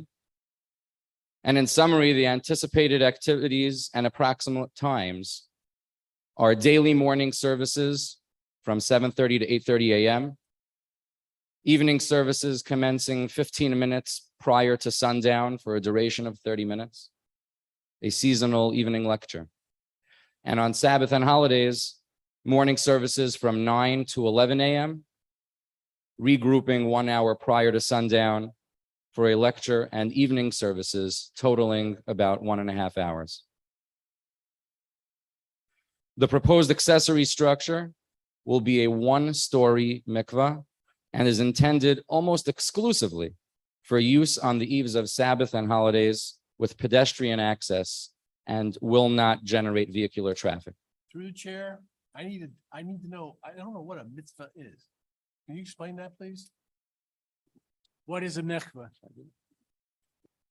A mikvah is a ritual bathhouse. It is really a religious service. It's almost like a spa. It's a small pool of sorts that provides ritual purity. And it has a design feature to collect rainwater as opposed to being connected to public water and sewer or some other. There's a section, depending on how it's designed, for use of utensils as well. The Hebrew word is toivel, those things as an example. So, but it's related to that's why they're proposing it as accessory. Where is this located? Is it inside the building? It is to the rear of the building. I think we'll see the exhibits a little bit later. Yes, and that's really for a sense of privacy. The predominant use would be a once a month use by females, And it would be preferable to them to have this as an accessory structure designed in a way that it provides ultimate privacy. A natural. As Mr. Gertner mentioned, the initial filling of the pool is done by rainwater. There is a special design to the plumbing based on Jewish law so that it is considered that that initial filling is maintained perpetually. This is indoors. It is inside of a building. It will be a small accessory structure.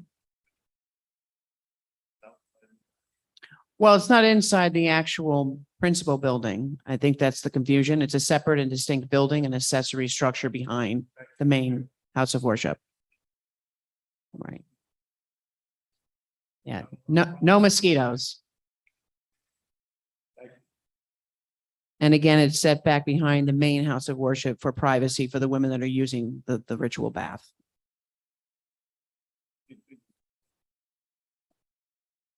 If there are any questions at this point, I would address them. Otherwise, we can wait for the professional testimony. Yeah, was people park, remember back, maybe took back all our, but absorbed it and changed the structure. Thank you. I do have one question, Mr. Chairman. So you articulate that the mikveh is going to be accessory to the principal house of worship.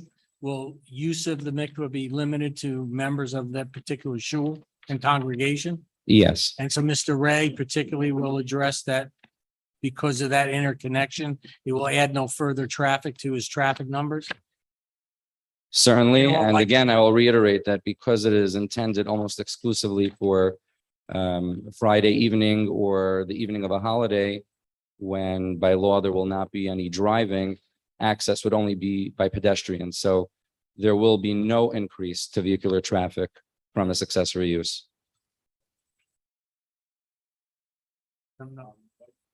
To clarify, the accessory use will not be used every day. It would be used in the evenings at times where it is prohibited for the members to be utilizing their vehicle. So any access, if need be, would be by pedestrians only. There will be no parking on Whitesville Road for any portion of this use. Through the chair, and this may be answered later on. The size and dimensions, we'll get that information moving forward. The size of what? The bath, I'm gonna call it the bathhouse. I can't say. It's mikvah, M-I-K-V-A-H, mikvah. We'll get dimensions down the road. The architecturals for the accessory use have yet to be planned because, as was articulated, this is a variance plan and not the full site plan. We do show the footprint of the structure as, I believe, 30 by 30 with no variance relief needed for that accessory use.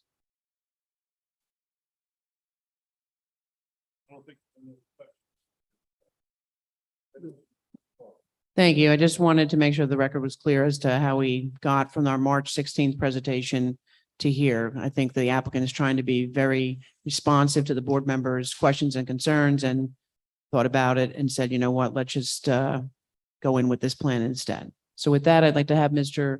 Ian Borden sworn in and he can begin our planning testimony. Mr. Chairman, may I? Yes. I would just like to make this for the record. And so that Ms. Jennings and her clients understand my position. And I've made this position clear in the past. I'm against bifurcated applications, and particularly in these types of cases, because the variances that are being sought under D3 for the conditional use includes parking in the front yard, things of that nature. The site plan, and I'm looking at A6, which has been distributed to us, which shows us the new parking scheme. And it shows us the location of the proposed house of worship and the mikveh. The problem that I have here is that we're going to have a number of problems with traffic exiting the site, backing into Heightsville Road during services, things of that nature. And I know what's going to happen. The applicant's going to say, well, we can address that at site plan. And my problem is that some of these issues relative to the variance for the D3 are not really only site plan issues, they're D3 issues. And they're safety issues. And whether or not I'm inclined to address a D3 without having a site plan addressed at the same time. Now, I'm sure Ms. Jennings is fully aware, there's a lot of case law. I shouldn't say a lot. There is sufficient case law that comes out of the appellate division on these conditional use cases that the appellate division expresses concern about bifurcated applications in these conditional use cases. And I have the same problem. The problem here is going to be that the applicant has a burden of proof. They have to establish a negative criteria in order to get a D3. Then they come back again for site plan. And if there are variances still out there, C variances, they're again going to have to address the issue of negative criteria. And my problem is that the negative criteria addressing site plan are also the same issues that address a D3. And I want to be fair to the applicant here, because we can go through a lot of testimony for the D3. And if this is a bifurcated application, looking at the plan that's been presented, I'm not prejudging the case, but I would be inclined to have second thoughts about approving it as a D3 until I have a full site plan. So I just want to make it clear that, as I've indicated, I'm sure Ms. Jennings is aware of the fact, and I don't remember the cases. House of Fire is one, and Caribala, I think it's called, something of that nature. And Hunterdon County was a similar case where the appellate division said, strongly suggest you don't do a bifurcated in this type of situation for the reasons I mentioned. So I'm just trying to be fair to the applicant. If they want to proceed with a bifurcated application, I want to let them know in advance what my concerns are. And I don't want to waste any unnecessary money here for an application that should or may be approved. So having said that, I leave it up to them. No, I understand everything he says, but the state legislature pursuant to the MLUL allows an applicant to come for a bifurcated application. And the unique thing about this application is, although it is a conditional use variance, we're dealing with an inherently beneficial use, to which the negative criteria is a much softer challenge. It's actually supposed to be the seek balancing test when you're dealing with an inherently beneficial use as opposed to the conditional use standards, which is a little bit higher of a standard. Ms. Jennings, House of Fire and Caribala, whatever it is, were conditional use applications. I understand. But as I said, again, it's inherently beneficial use, and we do have the seek balancing test. But I do think they were going to meet the negative criteria under the standard conditional use standards. We have a very unique site. It's triangular shaped. It's oddly shaped. So why don't we let Mr. Borden put on his testimony? Let's go through it. And I'd hope that everybody would keep an open mind rather than saying, I just want to see it all at once with a site plan. I think that there's a process here, and the applicant doesn't want to have to go through and spend a lot of money engineering this. You remember, this is a house of worship, a nonprofit entity. They're trying to do this in the most economically and efficient way that they can because their members are paying for this. So if you're going to say no, I don't want to have to spend their money paying Ian Borden's firm respectfully to go ahead and design a lot of it, because it's a lot of work and it's very expensive. So with that, I hope that everybody can keep an open mind and hear our testimony. And then, of course, it is your decision. You'll make the decision. Thank you. Mr. Chairman, if I may, I just want to make it clear that I have not, as I said, I have not prejudged this application. I just want to make it clear of my concerns relative to the bifurcation, and that the dual requirement here for the site plan and the D3 are similar in nature, and one affects the other. And because one affects the other, I'm simply saying that, in my opinion, for my vote, that I think the applicant should reconsider its position for bifurcation. So- I'm not prejudging a case. I'm not saying no. All right, so a couple of things. So the applicant has determined not to at least move forward with its planning testimony, which is their right. Secondarily, just for the board's education, I'm quoting from section 17-9 of Cox at 350. for instance, the bifurcated approach does not mean that the board may not require the applicant to submit at least a minimal site plan to show the board that the proposed use will consist of what the proposed use will consist of and the general locations of the buildings, parking areas and the like. It is obvious that in some cases, the board would need very little, as for example, where the building and facilities presently exist, and only a variance related to the use is sought. On the other hand, if a variance is sought to permit an entirely new use involving new buildings and accessory structures, then at least a plan showing the proposed location of buildings and structures would have to be submitted. Just as important, as the applicant has chosen, which again is their right to proceed in this fashion, at least right now. And this would be a specific condition, which we've started to make. On a bifurcated application, the statute specifically provides that the applicant is subject to the additional obligation of showing that the proposed site plan or subdivision plat approval can be granted without detriment to the public good or impairment of the intent and purpose of the zone plan and zoning ordinance. So that's not normally the case on a site plan or subdivision in and of itself, but in these bifurcated applications, it is. And that's one of the, that's one of both the statutory and common law provisions that the legislature and case law, I guess, have interposed to at least do its best to meet some of the concerns as articulated by Mr. Hurley. But the site plan part of the application does not require 5 affirmative votes, correct? That is true, though. That is also true. Anyway, Mr. Borden was Please. sworn when he Good he was evening. sworn already when we asked him about the ordinance, so he's Yes. ready to go. Thank you.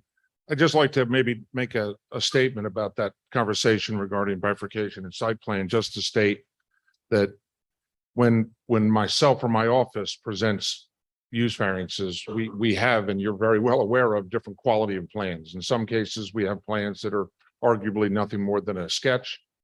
In this case, however, I would state that, in other words, in some cases, we might not even survey the property before we present. It might even be based on a tax map. In this case, however, this plan, as noted on the plan, is based on a survey map. It was recently surveyed. If you look carefully at, and I guess we'll pull up our exhibits, if you don't mind, Anthony, go to D6. If you look at the variance plan that was submitted, you will see very many dimensions. Basically, we treated this variance plan as a site plan, understanding we're not seeking site plan approval, but very well of our necessity to provide the proofs that the site can accommodate the use as proposed.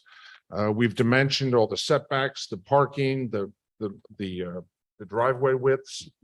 A6, Anthony, please. Thank you. So I believe in this case, we have, in my opinion, of course, that we have done the proper job in presenting a plan that the decisions on the D3 variances can be made with the obviously condition that we return for a major site plan application. Ms. Jennings had already presented, or excuse me, summarized quite a bit. I don't want to bore. She summarized the history of the project with the fact that a D1 variance had been granted. There is a separate 2 structures on the existing site, one an existing commercial structure. Do you want to go to that exhibit just to remind them? Oh, we can do that. If you don't mind, Anthony, let's start with D5 then. I'm sorry. D5 is the variance plan that we had actually submitted in anticipation of the hearing in April. We appeared in March 16th, as was noted earlier. We were given some advice and directions from the board to add some parking and other items which created the D3 variances for that. This again was the interim project that my client spoke of. This D5 is simply the plan that was formally submitted to the board. We were never heard because it was carried, and that's when we decided to go. But that we thought it was helpful to chart the path and show the path we walked. And the reason is I just made mention of this, the commercial building, which is in the back here. We have the residential structure in the front, was approved more than 15 years ago for commercial use with the residents remaining. All of that again is being demolished as part of this approval. So we're actually eliminating some non-conformities to the ordinance. We're eliminating an approved commercial use as well as the dual use of the residents. That was a big focus of our conversation in March, was talking about how the residence has a second use. And we've eliminated that. That's all to be demolished. Well, that D5 again was the plan that was presented, but we never appeared at the hearing because we were carried. I understand, but that plan has then been superseded by D6. So if we go to D6, please, Anthony. Not for the revised plan. There's notations on the variance plan that all the existing structures are being removed. So we're starting with a blank slate, a property that is basically, not basically, being redeveloped. So we approach this as a new project with the house of worship to make it conform in the maximum extent practicable. And as a result of that, we have this plan that does create the 4 D3 conditional use variances. D as in dog, D as in David. Thank you, sorry. So to briefly summarize, Ms. Jennings had summarized the variance relief, but we have the proposed house of worship with a set. Hold on one second. Is there a little bit of confusion? Oh, I'm sorry. I said D. I am sorry. A6. Because he's talking about a D I'm sorry. variance. So he's got the D in his head. Like we said, it was a long day. I'm sorry. It's A6. A It's for D applicant. variance. I'm sorry. I'm losing my mind apparently and don't even know it. I am sorry. So A6, I'm sorry. You're right. Thank you. We have our first D3 variance, which again were summarized. We have a front yard setback proposed to the house of worship of 79.6 feet, where 100 feet is proposed. We have a side setback of 41.9 feet, where 50 feet is proposed. That's to the left. Required, property not line. proposed. Sorry. Required, not proposed. 50 feet required, 41.9 feet proposed. We have a front setback parking along Whitesville Road of 30 feet proposed, where the conditional use requires 100 foot. And last, we have a perimeter buffer. In this case, our lot is triangular shaped. We have Whitesville Road that runs along the bottom of A6. We have lot 22 to the left, which again was owned by my client and the applicant. And then we have the rear hypotenuse, as it were. And to the rear of the site is freshwater wetlands. There's a conservation easement already encumbering the lot due to the previous approvals. And there's a 50-foot buffer along those 2 legs of the property. And we are seeking the D3 primarily for the left side, 25 feet proposed, and a very small encroachment to the rear adjoining the wetlands. And lastly, well, that is it. That's the last one. That's the perimeter buffer. Mid-chair, Yes. a question. In the northern side of the diagram, which is just off there, what is that? I can't read. It's too small to read. That dashed area is the culvert under Whitesville Road, I'm sorry? a culvert to carry flood water. There is an unnamed tributary to the Toms River that runs perpendicular to Whitesville Road in a north in this plan, I believe, is to the right. So it flows in a westerly direction, so it goes from bottom to the top. And that's a culvert. That dashed area is the easement area that the county owns for the culvert. Thank you. I just couldn't read it on the diagram. Thank you. Yeah, it's odd looking, but that's what that is. It's not an actual physical feature, it's the easement. And through the chair, just along the same lines in terms of reading the map, I apologize. So it appears that there's a 50-foot buffer. Is that correct? Along The hypotenuse, as I described Yep. it. and then there's also a conservation easement. Is that easement the same 50 feet? No, Okay, The conservation easement is this jagged, for lack of a better word, line. It's got meets and bounds on it. That was created by the previous approvals. Anything that's within wetland and wetland buffers is normally, as I'm sure you're aware in your approvals, we deed restrict those. So these were deed restricted by the previous approvals. So it was one of the questions, honestly, I believe, of the planner review, questioning if we plan to disturb that easement, and the answer is we are not. So we are proposing no disturbance within that so just, existing easement. I apologize. So, but you, at least the way this proposal is laid out now, there is a proposal to have some of the parking within the 50-foot buffer. That's correct. There is in a small area of the rear 50-foot buffer where I'm pointing now, where we are proposing, I guess it's 3 or 4 parking spaces to protrude into the 50-foot perimeter buffer, but they will not disturb the conservation easement as you see adjacent to it. Thank you. Thank you, Mr. Chairman.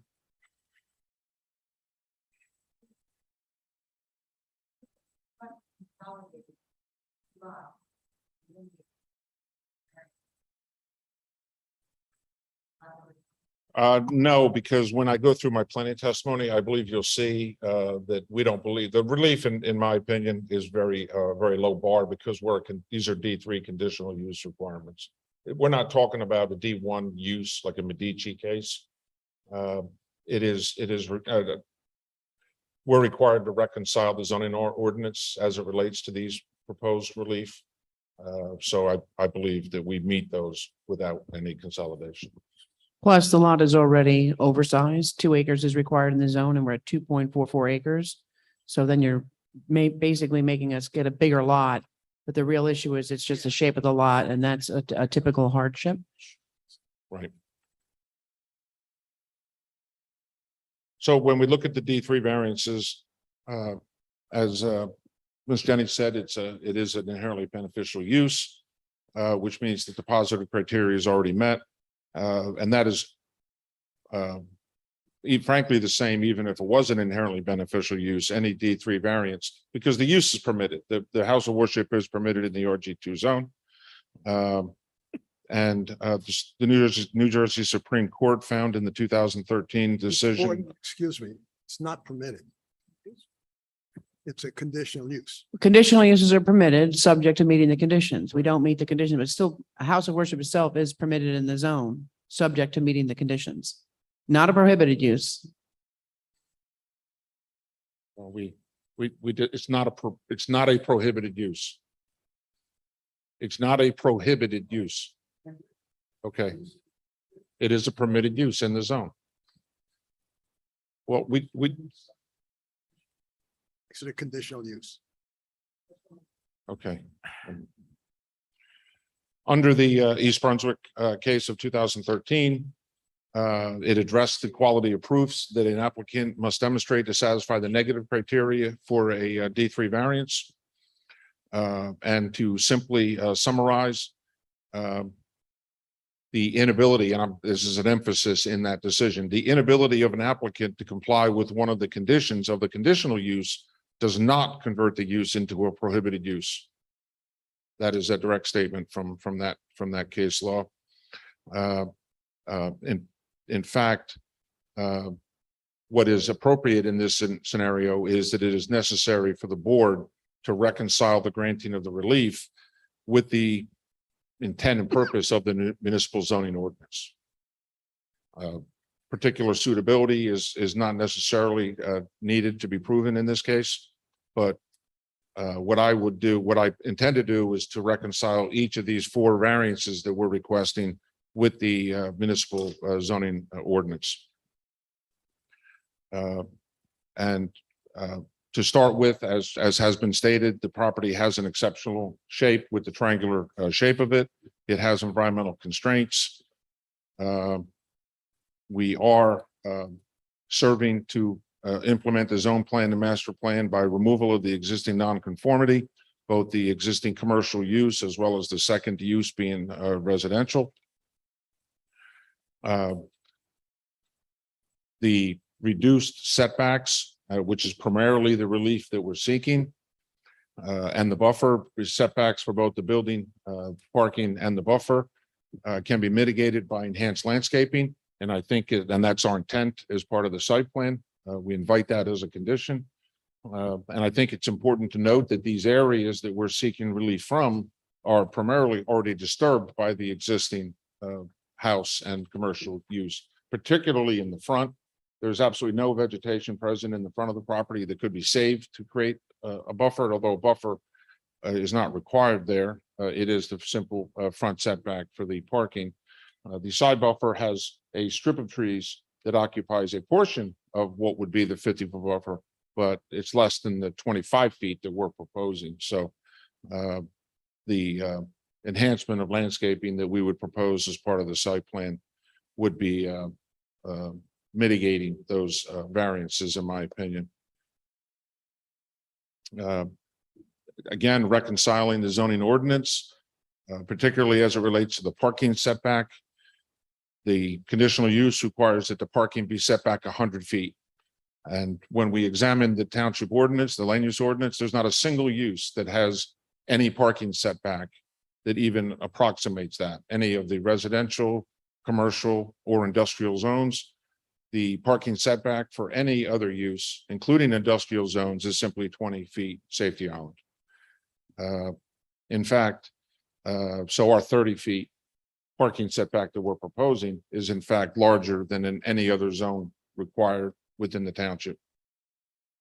And as I said, we intend to mitigate that with some enhanced landscaping. When we look at the front building setback to reconcile that with the ordinance, comparing it to other zones, including and most importantly, the RG2 zone. The RG2 zone has a required front setback if we were building houses, for example, of 25 feet. And even when one reconciles it with other higher intensity developed zones, such as highway commercial or neighborhood commercial, the required front setbacks in those zones are 60 feet. So the ordinance requiring 100-foot front setback for a house of worship is unprecedented in the ordinance, not consistent with any other section of the ordinance. And in my opinion, are 79 feet 6 inches that we're proposing substantially meets the intent and purpose of the ordinance. Just wanted to address a couple of performance or design performance or arguably site plan items because they were raised in the planner's review, talking about the landscaping, the lighting that would be proposed. It is the intent of the future site plan to comply in all respects with the land use ordinance. The site plan, I know it was a topic of discussion at our March 16 hearing. Any future site plan would provide sidewalk along our frontage along Whitesville Road.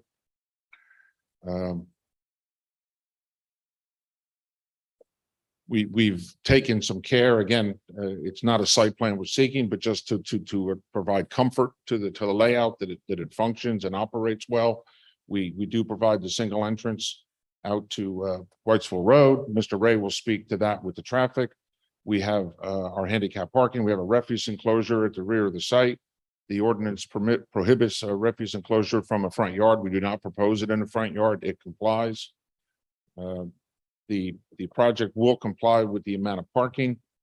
The sanctuary area that was believed described, but the total sanctuary area, otherwise the maximum occupancy upon which parking is based is 3,313 square feet, which requires 66 parking spaces. We will provide the required number of parking spaces. We will provide EV parking spaces and those are given a credit as well of 2 to 1 under the governor's executive order. So just to clarify that, because I think your plan indicates that we're required 67 spaces and we have 66. But with the new state regulation requiring EV or make-ready stations, we're going to install a couple there and we get a 2-for-1 credit. So that will get us to meeting the parking requirement. Is that correct? That's correct.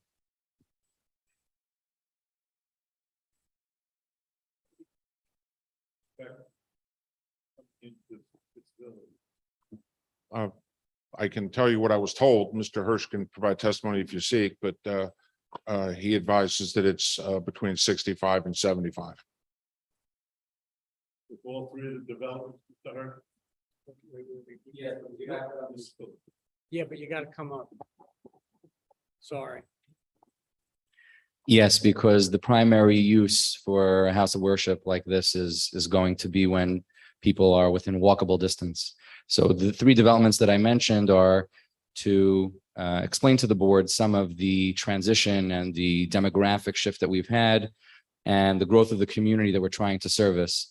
But the membership of 65 to 75 people would be those who would frequent this house of worship full-time, meaning including Sabbath and holidays. And to do that, you'd have to be within a reasonable walking distance, which is likely only 10 to 15 minutes. May I follow up? These people approach the area, safe. Certainly. There is currently sidewalk on the opposite side of Whitesville Road, as you see in the diagram in this exhibit. But we would, in the site plan, propose to also place sidewalk along the frontage of the lot in question. Through the chair? Yes. You mentioned distance. Is there a radius that normal acceptable walking distance? What is that? Whatever you would feel comfortable doing on the weekend. It's not a matter of law, it's a matter of convenience. So ultimately, if you look at the macro level, the bird's eye view of the Whitesville area, there will likely be other applications by others in the future. We're addressing the foreseeable need for the immediate surrounding area. So that distance, walking distance is subject to one's opinion. It's one's physical capability, and you're going at least one direction Friday night, then again round trip Saturday morning, and then again at least one direction Saturday afternoon. So you're walking 4 times. So if you say that you're going to walk 15 minutes, that means you're exercising an hour over the course of a 24-hour period. Again, I was just wondering if there was a distance concern within. No, I think it's just a matter of practicality, and I think it would be safe to say that people would be inclined to only walk 10 to 15 minutes.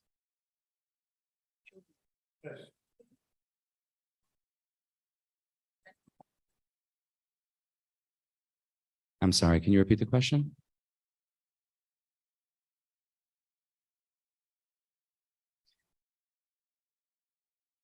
If somebody were to drive on Friday afternoon before sundown, then they would leave their car and car keys for that matter somewhere in the house of worship, and the car would remain there until after nightfall on Saturday evening. There's a 25-hour period where there is no vehicle use whatsoever.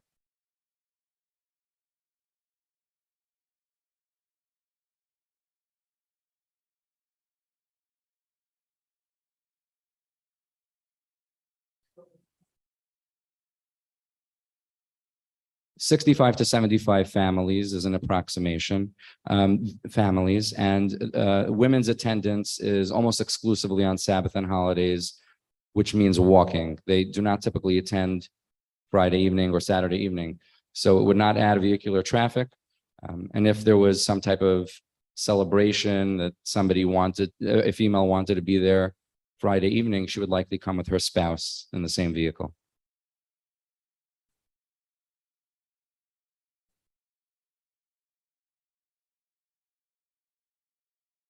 It's difficult to put a number on that, but we're probably hovering at the 100 mark, just from what's standard.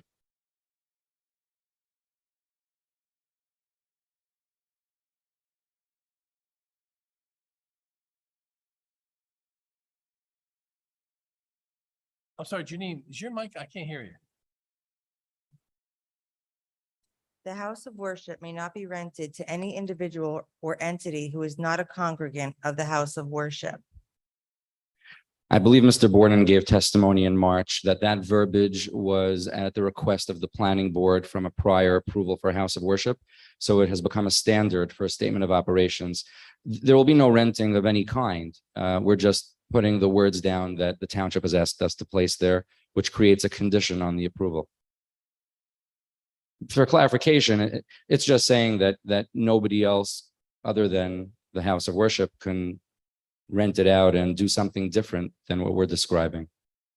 So what would a congregant rent the house of worship for? Nothing. It doesn't happen. This is just language that the township has put in place to prevent someone from possibly doing that in the future. Let me follow up and see if I understand what I perceive you're getting at. What's the functionality in the building? For instance, after Saturday services, is there going to be food service there? Do you perceive having a bar bat mitzvahs there for the kids as members of the congregation? What other activities other than religious services and use of the mikvah, which is an accessory to that? Does that kind of get kind of where you're going? So as I described in the opening remarks, the proposed activities are primarily religious services. But at times, as Mr. Gertner is implying, there will be refreshments served in the social hall in the basement. So for example, if someone were to make a bar mitzvah and say you have 50 congregants upstairs listening to a sermon, the same 50 people would then file downstairs to enjoy some refreshments. But it is not intended for the structure to be used for some type of outside individual or use. And it's just language that I believe the township, Mr. Borden, can clarify if I'm mistaken, but it's language. I'm interrupting respectfully, but on purpose, it's not, you shouldn't just fluff over the language. The point I think the member is attempting to make is to ensure that the basement, which may or may not be designed, for example, for use as more of a recreational hall, or the Yiddish word, the Jewish word is simcha hall, or a banquet hall or the like, that in and of itself separately doesn't start being rented out beyond the hours of operations that you have disclosed in your statement of operations. Yes. So can you describe the congregation's intent as to that sort of use? Because it goes to intensity of use, turnover of parking, and those sort of items. Please. The proposed use is again primarily for religious services, for prayer. And at times there may be associated with that prayer, like you said, a simcha, which means be it a bar mitzvah, or if somebody is going to be married in the following week, they would be called to the Torah. Those are part of the prayer rituals. And oftentimes there are refreshments served after the prayer services. So for example, in the description that I gave, typically the morning service on Sabbath and holidays will last 2 hours. So that's 2 hours of prayer in the sanctuary. Oftentimes there may be some refreshments served in the basement, whether there is a function or not, just to create some camaraderie and some food and drinks in the basement hall. But it's the same congregants who would be utilizing both spaces and would not add to the vehicular traffic coming to the site. Again, the intent, as I hear it, disagree if I misspeak, and certainly change my point if I'm not getting to what you're attempting to elicit as testimony. The intent of the use of the facility is light refreshment after after and associated with a religious service, such that there will be no outside rental specific for the use just of light refreshment to non-congregants. That would be correct. I know we're not really discussing architecturals this evening, but just to that point, and I believe all the board members do have a copy of the architectural plans. But in the basement, you'll see that there is a prep kitchen, but there is no real kitchen. There will be no cooking on site. We're not going to have some type of, catering facility that's cooking food here. If somebody wants to bring in, some cookies or pastries or something like that, it would be prepared outside of this facility. Thank you. Mr. Chairman, Yes, James. Mr. Hirsch, while you're there, did I understand the testimony correctly that the next lot over which is the one that would be impacted by this proposal, that's within common ownership. Yes, So the LLC owns that piece too. that is correct. Has been any thought given to consolidating both of these and try to design to avoid any violations to the restrictions? Thought has been given, a lot of it. We've spent many months, there's been a 5-month lull between hearings to try to take into consideration both the board's comments and the needs of the community. And we feel that we're presenting a very nice plan that works for this lot. It would be an imposition to require an additional lot when we already have close to 2.5 acres for the house of worship. Although the current entity that owns both parcels is one and the same, if this board grants us approval and we reach the finish line, then at some point, the house of worship will own its own property. The property would be a nonprofit. Say that again now. The neighboring parcel is under the same ownership today. Right. But that may not be the case in the future because when we hopefully reach the finish line, assuming that the board grants us an approval, then the lot in question, lot 21, at some point between now and receiving a certificate of occupancy, if that's what it's called, would be under the ownership of the house of worship of a nonprofit. With this piece of property, which is subject to this application, will that be under the ownership of the house of worship? Yes, that's what I'm trying to get at. Well, what about the joining piece? Presumably not. Sorry, Presumably not. but it is under common ownership right now. Yes. Okay, thank you. Once I'm here at the microphone, I just want to reiterate, if I may, a concern that you had mentioned previously.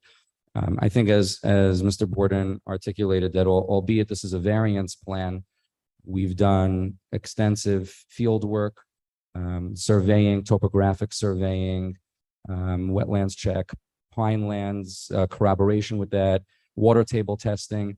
And truth be told, the depiction in front of you is basically a preliminary site plan. And the primary concern that you mentioned about the safety of the in and out, the egress and traffic on Whitesville Road, I think I'm quite confident that this evening we will address that to your satisfaction because we have Mr. Ray here for traffic testimony. So I understand your hesitation with the bifurcated application, but I believe that we will be able to check off all of the boxes. Mr. Hirsch, before you go through the chairman, just you talked about that, and this may be better directed to Mr. Board and Mr. Ray. So one of the items that there's no pedestrian circulation plan. You recall in March as well, and particularly since some of the reliance, right, is on pedestrian travel. This is near two majorly traveled county roads. There should be some testimony about what the board and Mr. Peters, who's not here this evening, has talked about pedestrian connectivity. How do you expect to get folks across those county roads to the site, particularly if on the time, during the 25 hours you talked about, that's the primary way of access? So I will defer to the professionals to elaborate, but I can tell you that there is currently two crosswalks at the signalized intersection just off of this property in both directions of the county roads to which you refer. And we will propose on the site plan to install additional sidewalk and curbing on the frontage of this lot. There already exists sidewalk across the way for the Calendula cul-de-sac. And as is required by all of the up and coming developments along Whitesville, they will be providing sidewalk for those developments as well. So over a short period of time, there will be extensive sidewalk for pedestrian safety on Whitesville Road. Yep. So I have a question. When you were talking about common ownership, so you you as the applicant, your entity, your LLC also owns adjacent lot 22 to the south. Is that the lot we're talking about? Yes. Okay. And has any consideration been given to combining those lots into one? And because, I mean, I'm looking at it by saying, I'm looking at that as an engineer, and I'm saying, if you do that, you get rid of all the variances. You wouldn't require any variance. But that's not a bar that we're required to meet for a D3 variance. No, I'm just saying, it's just a comment. I'm asking if any consideration was given. I mean, I understand your argument, but it's two lots under common ownership.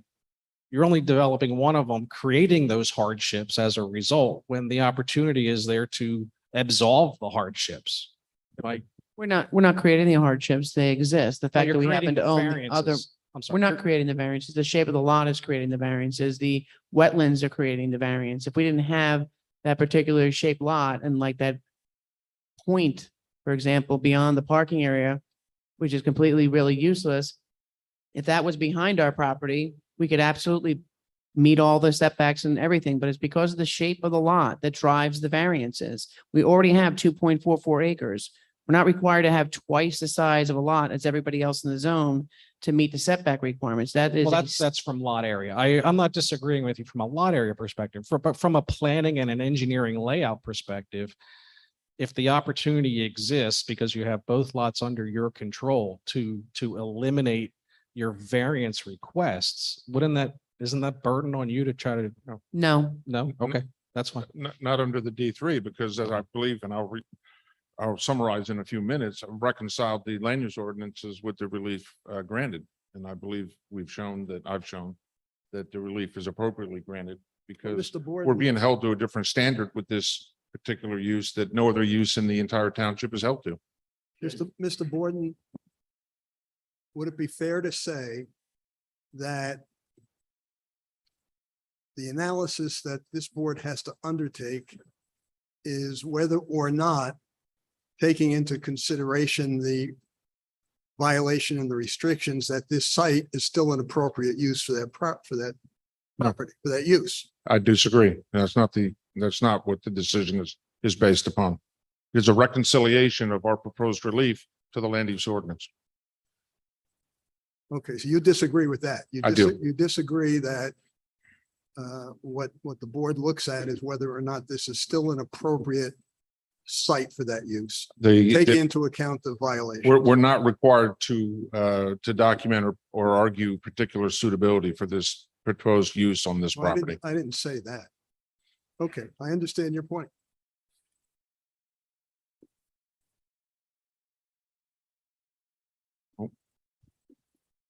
As an afterthought, I just want to add one point, which I think will help to address your question. An alternative way to potentially have avoided some of the variance relief requests would have been if the building could be situated differently. There are various reasons why we couldn't do it, and it's something that we tried to analyze as well, be it with the architect, with the engineer, with the designer. And I think that to say it simply, the prayer services are situated where the ark is in the east side of the room. So when we have the religious services, everyone is facing east. If you look at the exhibit, east is Whitesville Road.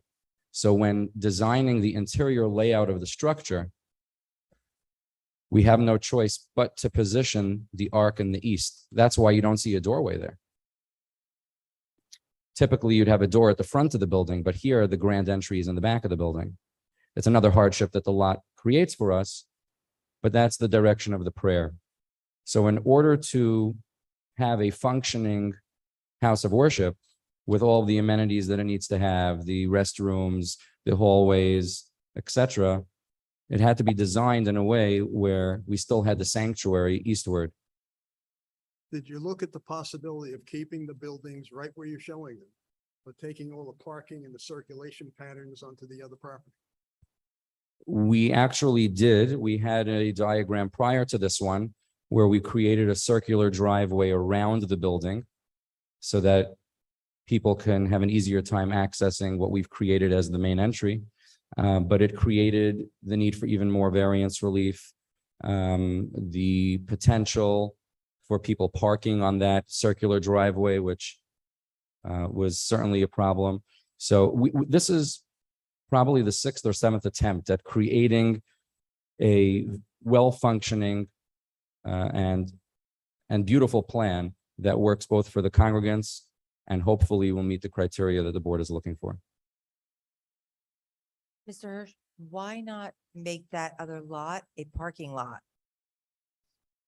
Do you have plans for that other lot?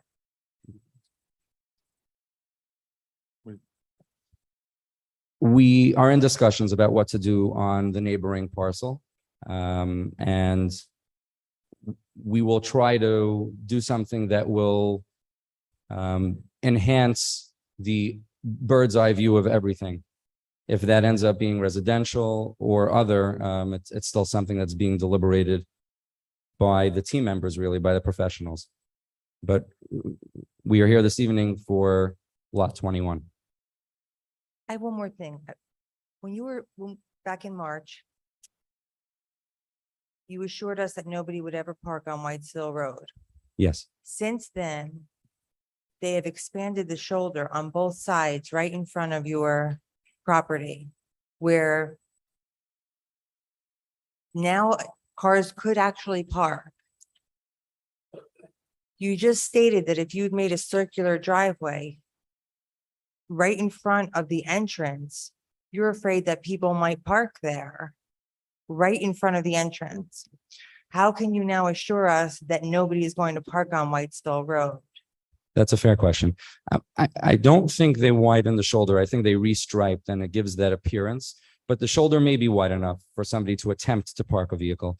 We would be happy to put up no parking signs and certainly discourage anybody from parking there. The reason why the circular driveway presented as more of a concern is because if you give people the opportunity to park right in front of the front door, they'll take that opportunity.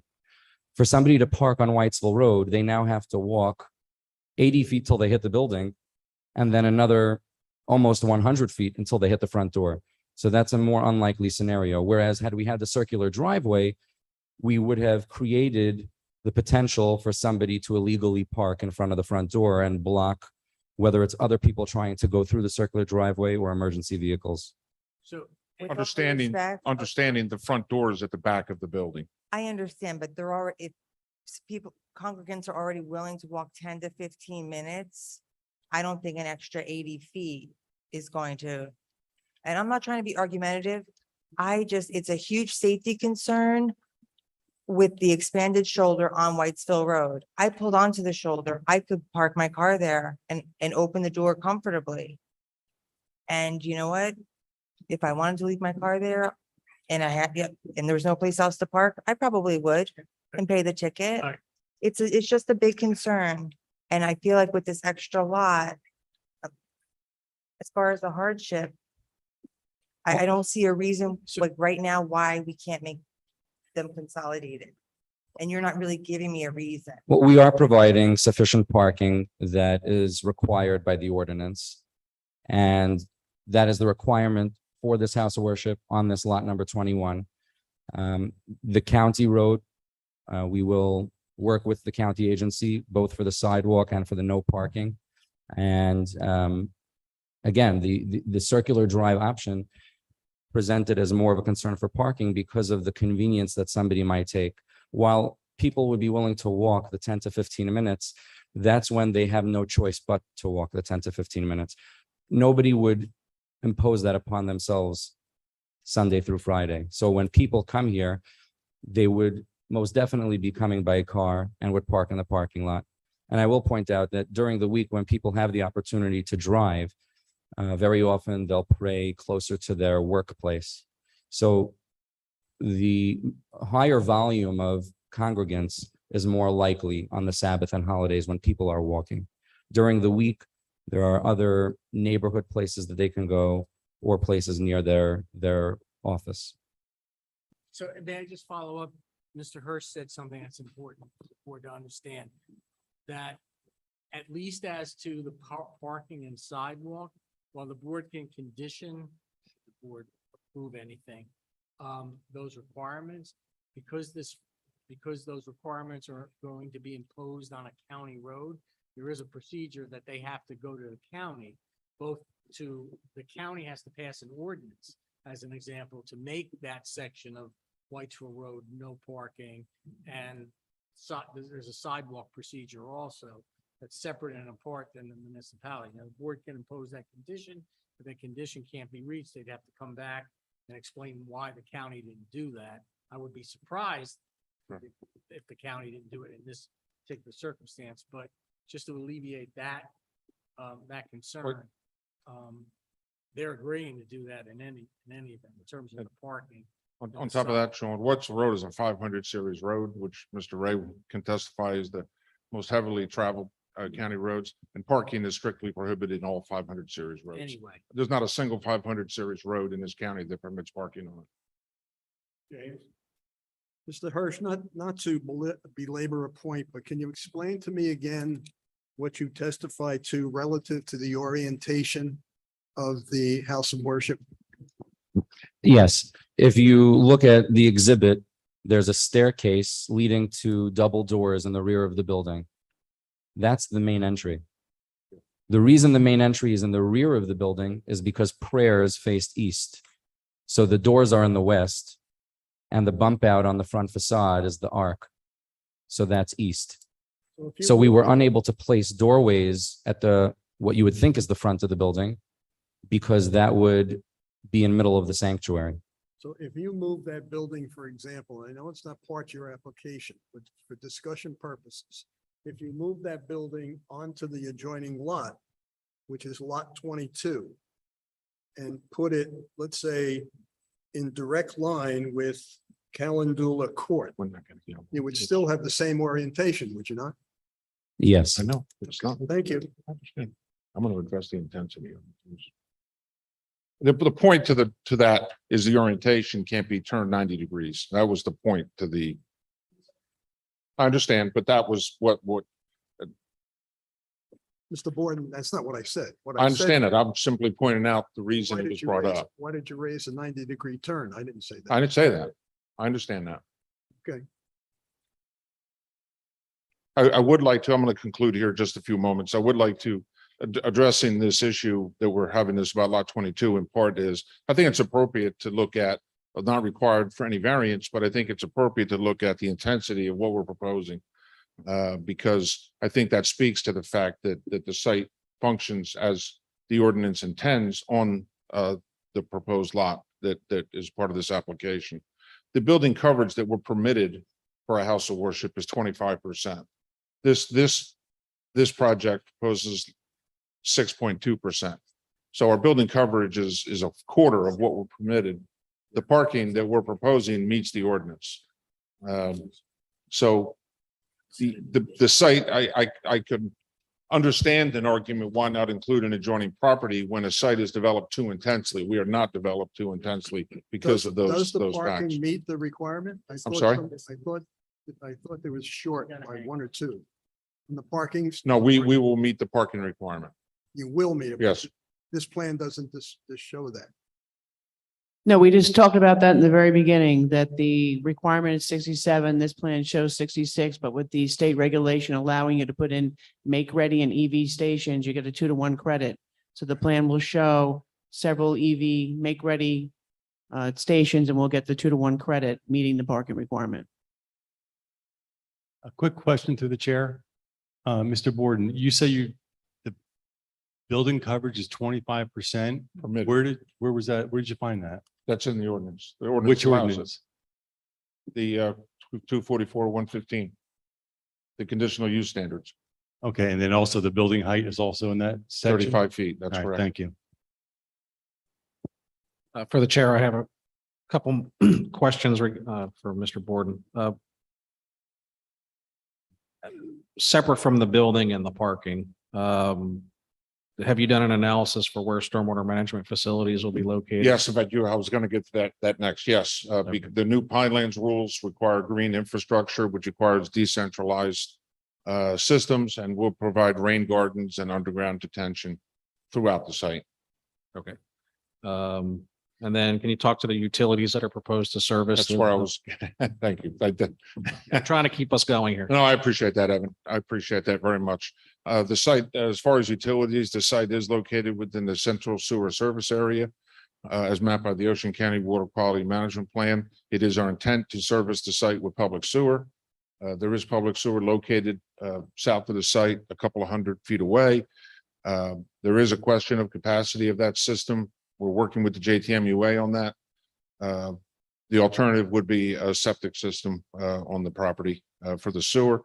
As far as water, there is an existing 12-inch water main in Whitesville Road. So the site will be serviced by public water. And then just to quickly conclude, the fact that, as I stated, under the D3 variance, positive criteria is met. The use is permitted as a conditional use.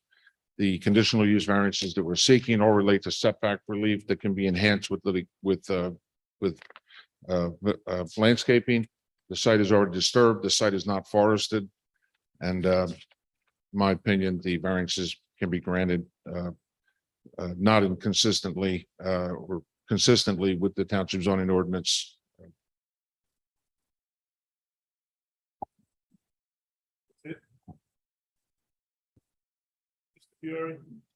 Alfieri, Mr. Alfieri. We're taking a break. This is regarding application number 6, 508 Burke LLC, noting the time at 9:55. The odds of that being reached are also none at this point. We would propose moving that application to the October 5, 2022 meeting.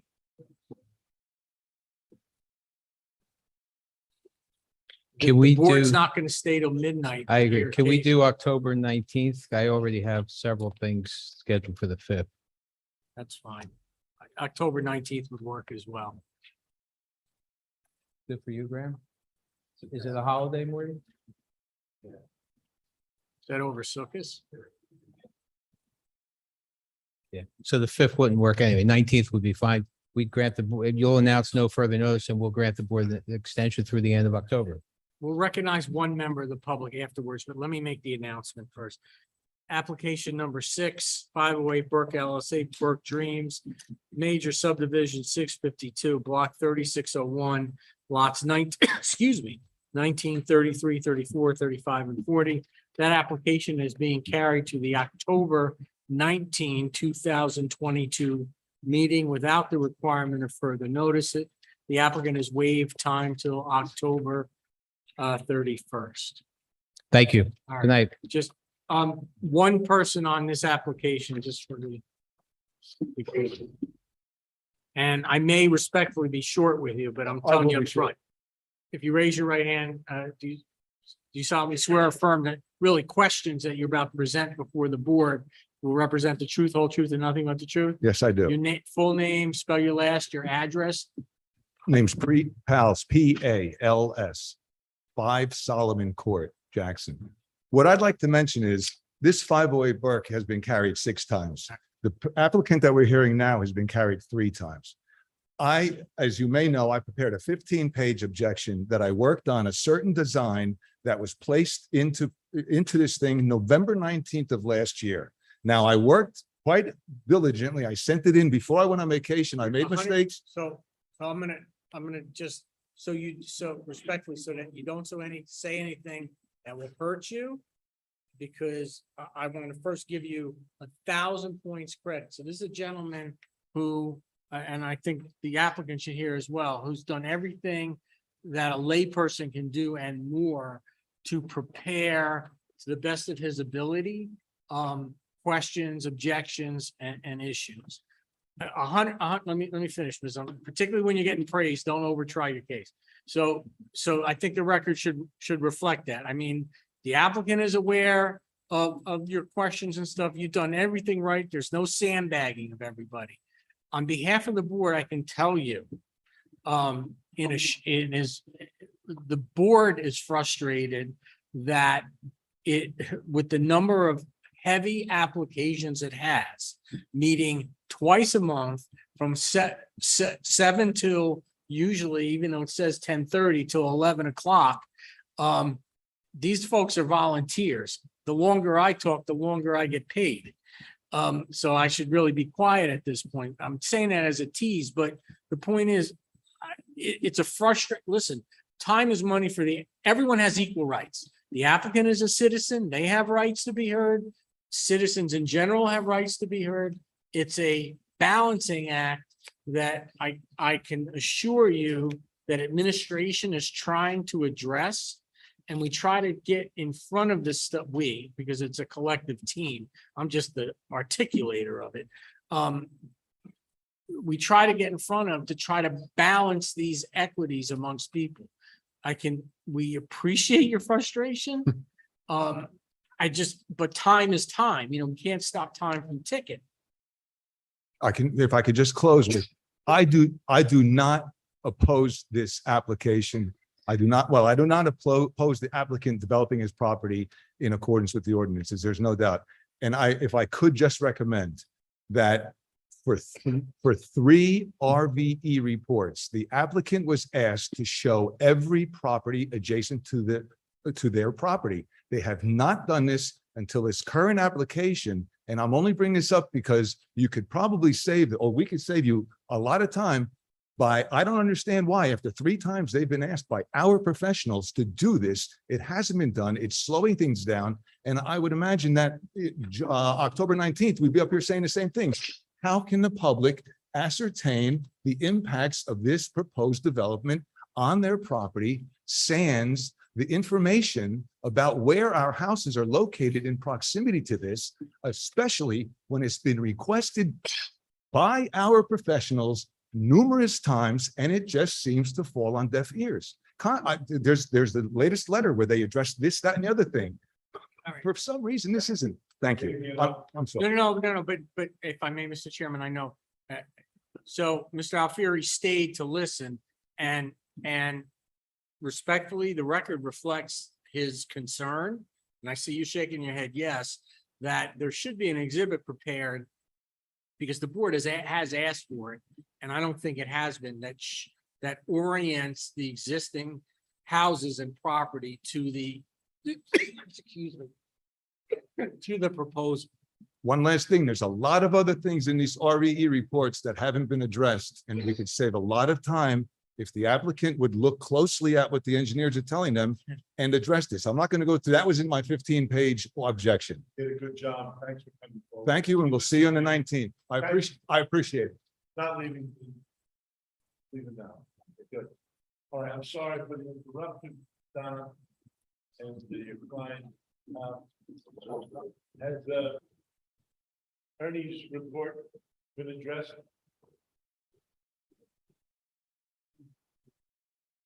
Yeah. Have you got a response from them?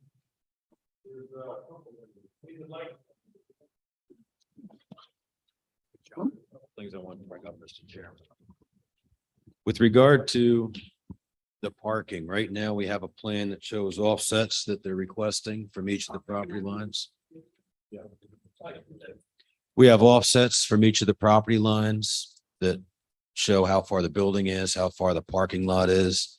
And we have no grades and we have no drainage. One of my questions with this approval is depending on, if we have to kick out the parking lot, 10 feet from that existing conservation line, is that gonna change the approval? Because we're basing it on a number of parking spaces. And I believe Mr. Hurley mentioned it before, that it is somewhat contingent on the actual site plan. I just wanted to kind of bring that up because if this building were smaller and the parking lot were smaller, it would be an acceptable use. So I just want to kind of bring up that since it's not completely, a use that's not allowed, it has conditions on it, but we're just, like we said, we're doing a conditional use variance, but what conditions are we including in the approval? And I understand a certain amount can be based on the plan we have right here, but I just want to know what conditions we're looking to put into the approval with the use variance with the conditional use variance. I've already stated in my testimony, our intent is to comply with all the design standards in all aspects with the proposed design and layout of the project. I don't know what more we can say.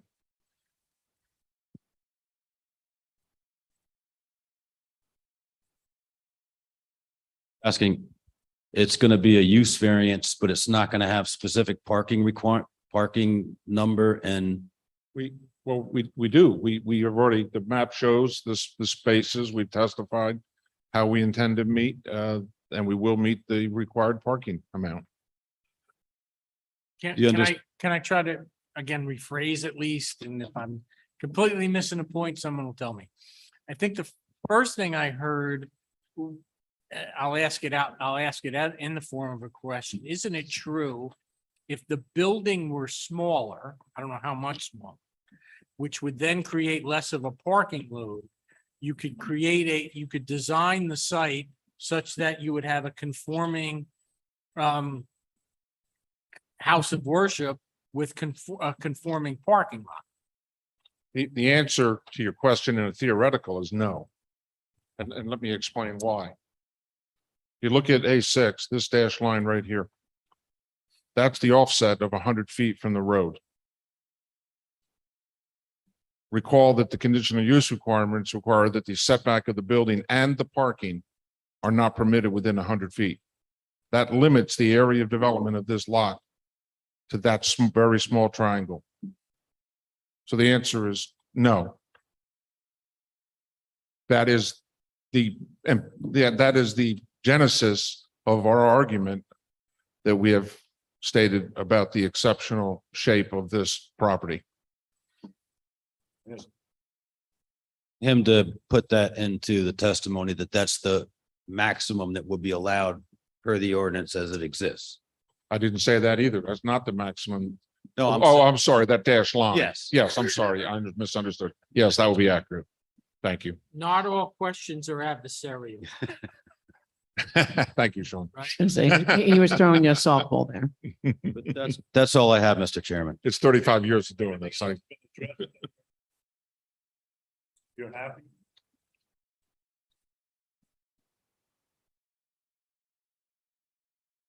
Most of the major items as far as the use variance have been addressed, and most of the other items will be addressed when it comes time for the site plan. Positive and negative were, Yes. With regard to the use variance, yes. next, the next, witness. Yeah, at this time, I'd like to call up the traffic engineer, John Ray. And he's your last affirmative witness, correct? Correct. I want to have some time to bring the public up, just so you guys can get a feel for what's inside, right? I can be brief this evening, I hope. Excellent, you got 15. Mr. Ray, thank you for raising your hand. Do you solemnly swear or affirm that the testimony, information, questions, or comments you're about to present before the board will represent the truth, whole truth, and nothing but the truth? I do. If you could. John Ray, REA, a professional engineer with McDonough and Ray Associates, specializing in traffic engineering. I've testified before this board on many occasions in the past. Thank you, sir.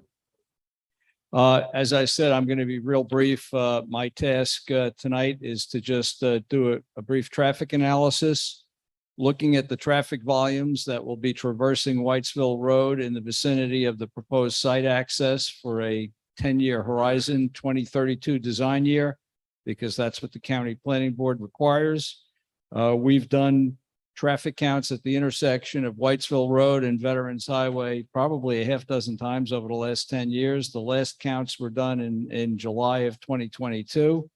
We've taken those traffic counts, we've expanded them to the 2032 design year and included traffic specifically from 9 other projects that are in the vicinity of the site, most of which my firm has done the traffic studies for. We've got all this data in the office. So we've projected those traffic volumes to 2032, and we've looked at the levels of service that will be present at our site driveway for traffic exiting onto Whitesville Road for the 2032 design year.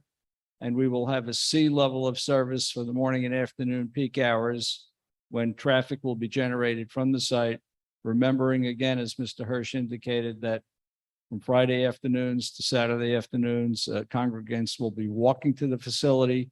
So we focused our traffic study on the morning and afternoon peak hours when the congregants during the week, when they would drive to the facility. And we will have good levels of service at the site driveway. And last thing I just wanted to touch upon is, Mr. Borden indicated as well, we do provide adequate parking that is required by the ordinance for the size of the congregation area. And well, we will with the EV charging stations, with the 2-for-1 credit that we're going to get, we will provide adequate parking that will meet the ordinance at the site plan stage. And that's it. Sure. Keep your name on this. I don't want nobody parking in Whitesville. I can touch upon that too, Mr. Najarian. I agree 100%. And what Ian said about the 500 series county roads is basically accurate. But we have no, from a traffic safety perspective, we don't want anybody parking on Whitesville Road. The county will agree to restrict the parking on Whitesville Road if a request comes from the township. I don't see that as being an issue at all. The county, I'm not sure if the municipality has to pass the ordinance or the county does, but the county will go along with that and will agree with it. For the chair, Mr. Reyes, has there been any preliminary discussions with the county as far as what, roadway improvements may be required?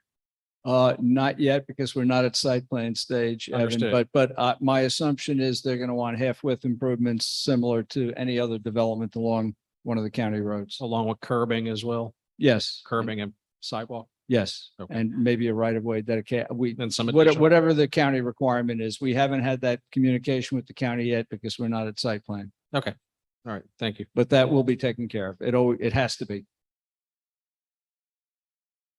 Have anything from?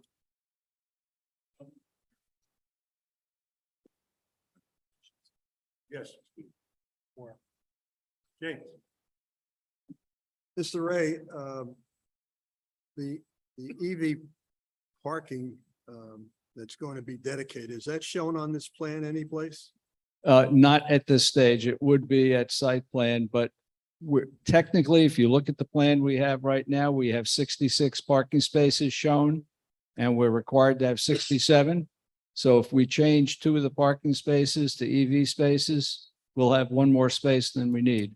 And we'll get the 2-for-1 or 2 more spaces than we'll need. But those So EVs all we have to do is change 2 of the parking spaces to EV spaces and we're good to go.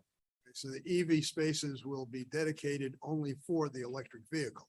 That's not my understanding of how it works. If nobody is parked in that space that requires a charge, we went through this in an application in South Amboy some time ago. You don't want that parking space to just sit there unused if nobody has an electric vehicle.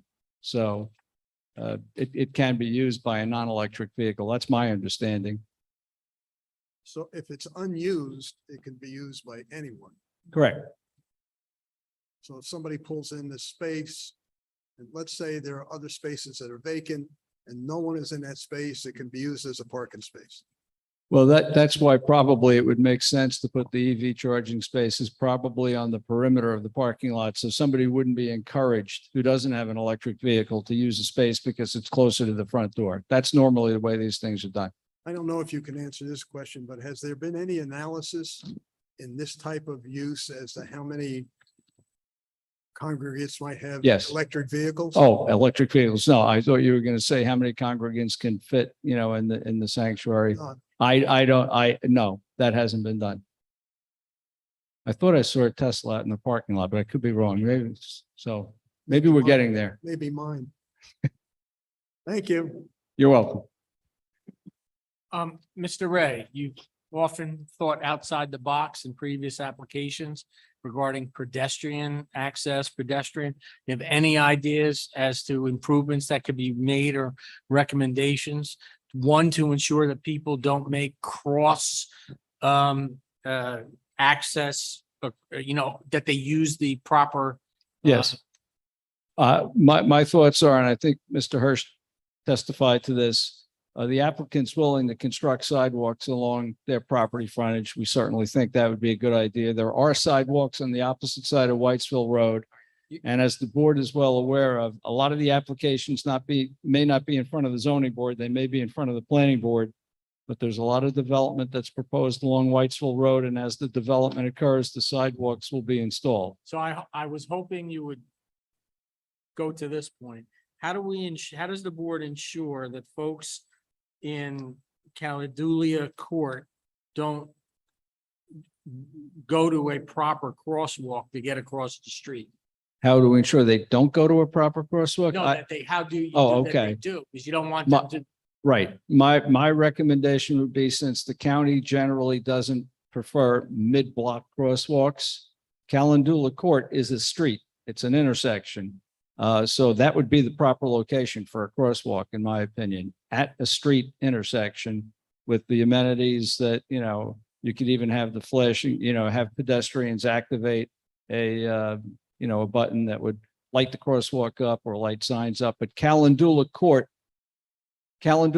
would be the proper location for the crosswalk, in my opinion, because it's not a mid-block crossing, it's an actual intersection. And would you have an issue recommending that? We wouldn't have an issue. We'd make that part of the county application if the board would prefer. Now, Mr. I should have recognized this, I'll say, but Mr. Costanzo just whispered this to me. Any part of the design would have to pick up the fact that somebody's there on the Sabbath because they can't press the button. I don't know if that's Oh, okay. so we'd have to add that. That's an excellent point. Otherwise. I again, learned it doesn't- something it today. doesn't serve its purpose. Understood. Any other questions by the professionals? Yes. Yes, Mr. Chairman. I just wanted to ask about the turnaround. I guess it would be in the rear of the building, in the parking lot in the rear of the building. It's squared off. And it's already at, the 25-foot buffer. The turnaround. There is no turnaround on the edge of that one parking lot on the bottom left. All right, the dead end parking aisle? Yes. It's a small part of the parking lot, but it is a dead end aisle, and at site plan, I think we might be able to make an adjustment over there so that we could at least put some kind of a small area in so that last parking space can back up into it to get out of the site, to get down through the aisle. That is something we can take a look at. Is there a drop-off area proposed for the site? It does not appear as there is with this particular concept plan. There is no drop-off area. Everybody has to park and walk into the front door, which is at the rear of the building. That's all I have, Mr. Chairman. Fire trucks.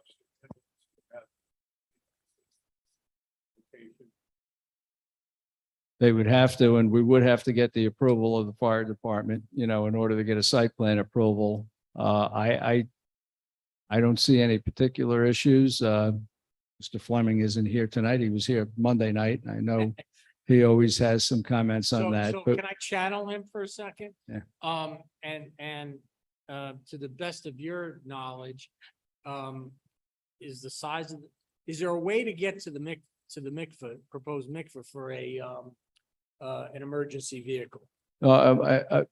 a vehicle could not get back to the mikveh. They would have to use the walkway. The vehicle would have to stage itself somewhere in the parking lot and work, the responders would have to walk back using the walkway, would have to walk back there. Okay.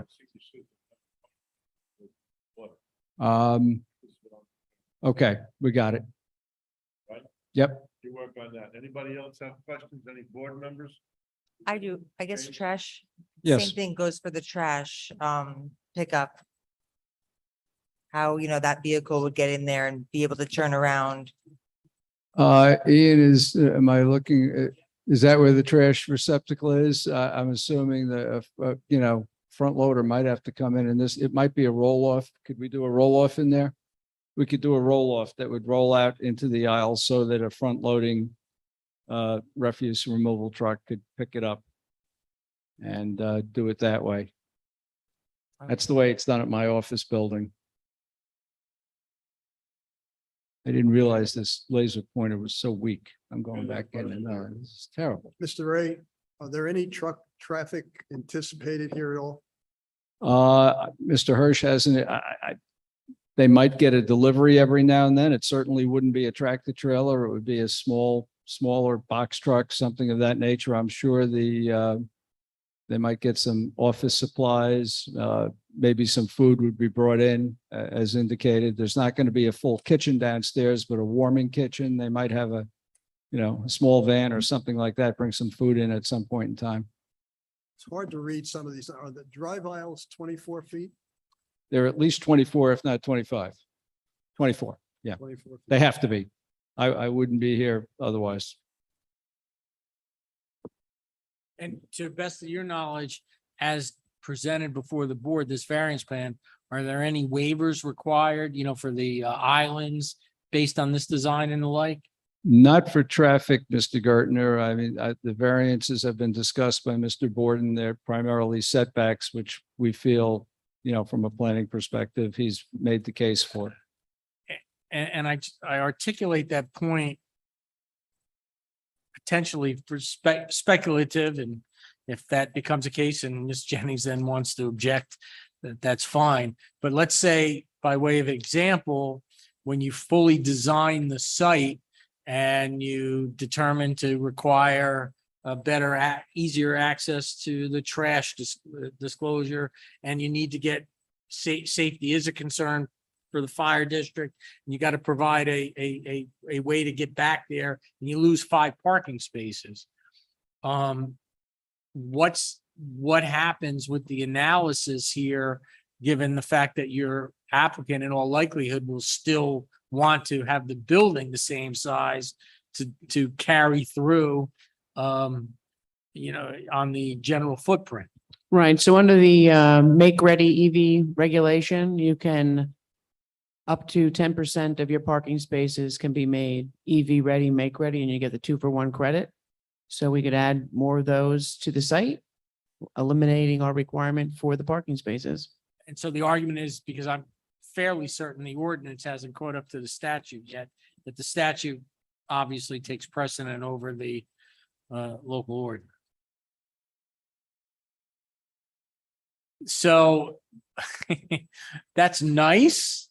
And for fear of sounding like a planner, that doesn't necessarily address the 2-for-1's nice for the credit purposes, and an applicant certainly has a right to take advantage of its statutory rights. But you're shaking your head, but you know where I'm going already.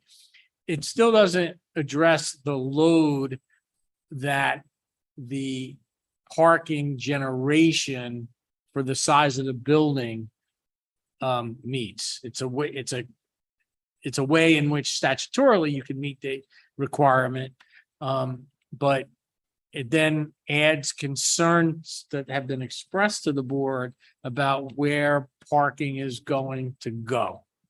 Yeah, but I think as when we testified the last time, we don't really think we actually need all the parking spaces, because when the facility is going to be used at the highest point, the most people are going to be there. They're not really using their cars. But we are trying to meet your ordinance requirement so that we don't need a variance for the parking. And so I think that we believe that there'll be no issue with the parking. We came back with a plan with a lot more parking spaces because the board asked us to meet the ordinance requirement. Got a question? Yes, Mr. Chairman, what type of EV charging stations are you going to be installing? I'm not an expert in that. Maybe Mr. Board knows a little bit more. My understanding is they have to be EV ready. Is that the way, so the conduit and the electric has to be at certain spots in order to make them, because I guess the technology is changing and we don't even know exactly what kind of charges we're going to have in a year or two, but they have to be made EV ready. That's my understanding. One question, sorry, is there a minimum or maximum number of spaces that you can dedicate for EV? There is a maximum, as Ms. Jennings indicated, of 10% of the overall parking if you want to get the 2-for-1 credit. And as far as the minimum, a designer, It's 2, I think. At least two make-ready spaces if there will be 51 to 75 off-street parking spaces. So a minimum of two, a maximum of 10%, which would be 7. And also, again, I'm sorry, just along those lines again, channeling the other board a little bit. I would presume, should there be approval here, you'll also look into the ability of solar. If, just at least review it. We'll look at it, but I don't think that this applicant is in the business of solar installation. It's kind of the same issue we have with the school applications. This is just a house of worship, some members trying to get a place to worship. They're not going to be looking for solar, but I can certainly, like I've indicated, I represent a number of solar installers. I'll be more than happy to introduce them to another client of mine if they want to discuss it, because I think it's a great idea. They'll have a parking lot. They can have the parking lot solars. They can have a nice roof. They could do a nice job here, but that's really a different and separate issue, and to understand how it all works. I'm sorry. You got something, Steve? I don't know if it's appropriate to say at this time, but we're bickering over parking spaces. And we really shouldn't be. I mean, to get credits for EV parking, I can appreciate, but the fact of the matter is, if you're gonna take credit on parking spots, you're gonna lessen the parking spots, you're still gonna have members needing to park. And you'll be forcing them to park out on the street elsewhere. So I think the parking issue should be addressed appropriately in reality without any foggy glasses, so to speak. To say I'm gonna get credit on parking spots, again, is fantastic, but the practicality of it is members need parking spots. So just to say, well, you need 67 because the square footage of the buildings. The reality is the members need parking. And to say that the Sabbath there isn't traffic congestion, I disagree. Friday evenings, everyone comes in, parks their car. They'll walk home, they'll walk in Sabbath, Saturday morning. The Saturday evening, those parking spots will be at demand. So We can find room for the one space. I mean, this is just the use variance plan. I realize. So that. there's That's what I ways said. to I- massage I- I- this to make it that work. Maybe this is the appropriate time to make the statement, but I felt that I had to get it off my chest. Thank you. May I respond to that comment? So I think what Ms. Jennings just said as her last comment most certainly would alleviate the concern. We can fit in one extra space if need be. Mr. Borden says he can make it happen. But I will point out that our intent is not to take advantage of the statutory right to the credits, because if it were, then we could reduce the parking by 10%. We're only putting in what the statute requires of us, which for this size parking lot is 2 EV chargers. It just so happens that in so doing and fulfilling that obligation, we get the 2-for-1 credit. And therefore we are providing 66 spaces where 65 are required. I'm sure the board appreciates the representation. The recommendation I would make to the board and through our own is that if the board so approves this, subject to whatever conditions it articulates, one of the conditions be that as part of the design, particularly stormwater management, the fact that I heard that there's going to be underground recharge and the like, should also look to, and I don't know the site is, I know it, but I don't know it from a hydrology perspective and the like. You look at the number of spaces generated absent the EV, coupled with some green banking options potentially, because what that would do, just as listen, you could come back and say it won't work, but the point is, what that option does, at least to ensure that you've looked at it, is that it addresses the board's concerns that there is sufficient parking available should your expectation be incorrect, that there's more parking generated than you expect. And on the flip, it doesn't necessarily add to increased lot coverage for no reason. Is that, first of all, is that a silly idea for our experts? Though everyone's shaking, it's okay. Do you have any objection to that? Objection. Now, I know there's a lot of new board members. Do you know what I said?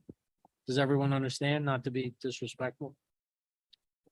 So the concept of green banking space is that when you have ultimately a site plan and an app, particularly in this kind of circumstance where the applicant is proffering that, let's presume for a second that in fact you were proffering that you didn't want to develop all 66 or 67 spaces, you only want to develop 50, just for point, trying to educate a little bit.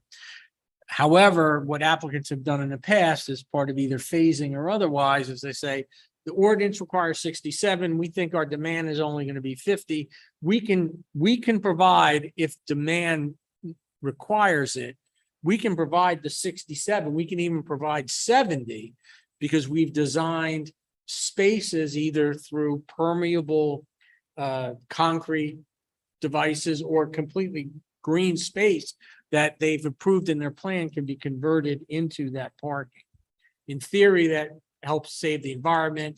You maintain pervious coverage for as long as possible, but it also is a bank. It's a back pocket for the applicant and the town, quite frankly, to ensure that there's sufficient parking available on the site. It's a planning tool. Everyone is okay with that idea. Okay. Got it.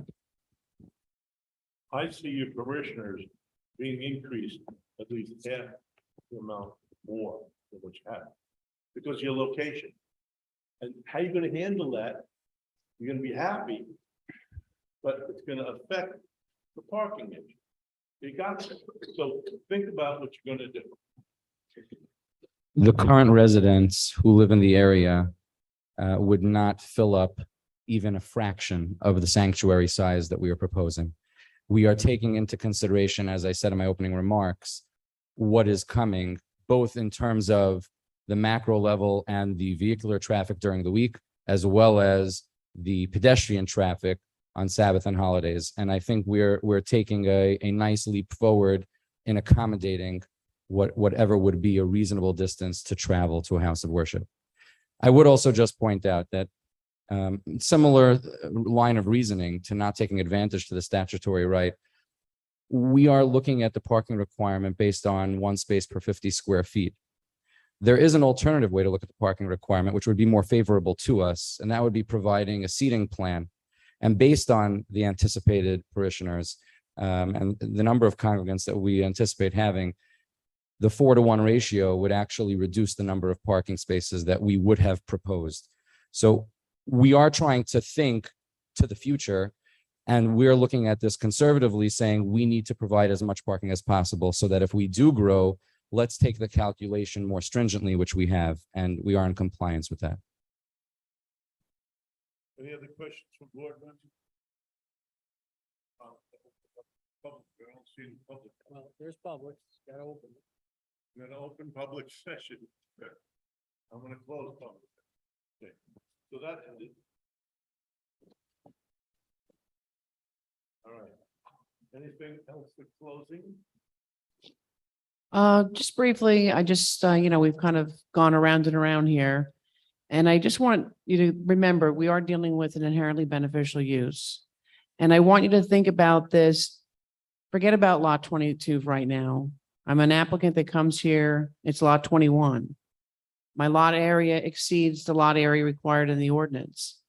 If I could take the tip of that triangular shape and put it behind my building, I probably could shift the whole thing back and meet most of the setback requirements. But I don't have that. I have a triangular shaped lot, which is constrained also by wetlands. This is a typical hardship case. And the deviations towards the southerly line, we do know that there's not going to be an issue because we do own the other lot. So it's really just the setback for the church. And was that explained? The house of worship needs to face east or their sanctuary. And so that what drives it, because that was the first thing I said. I said, why don't you just flip the building? So we're behind the 100-foot setback. And then it was explained to me, that was something I learned this evening, that it has to be facing that particular way.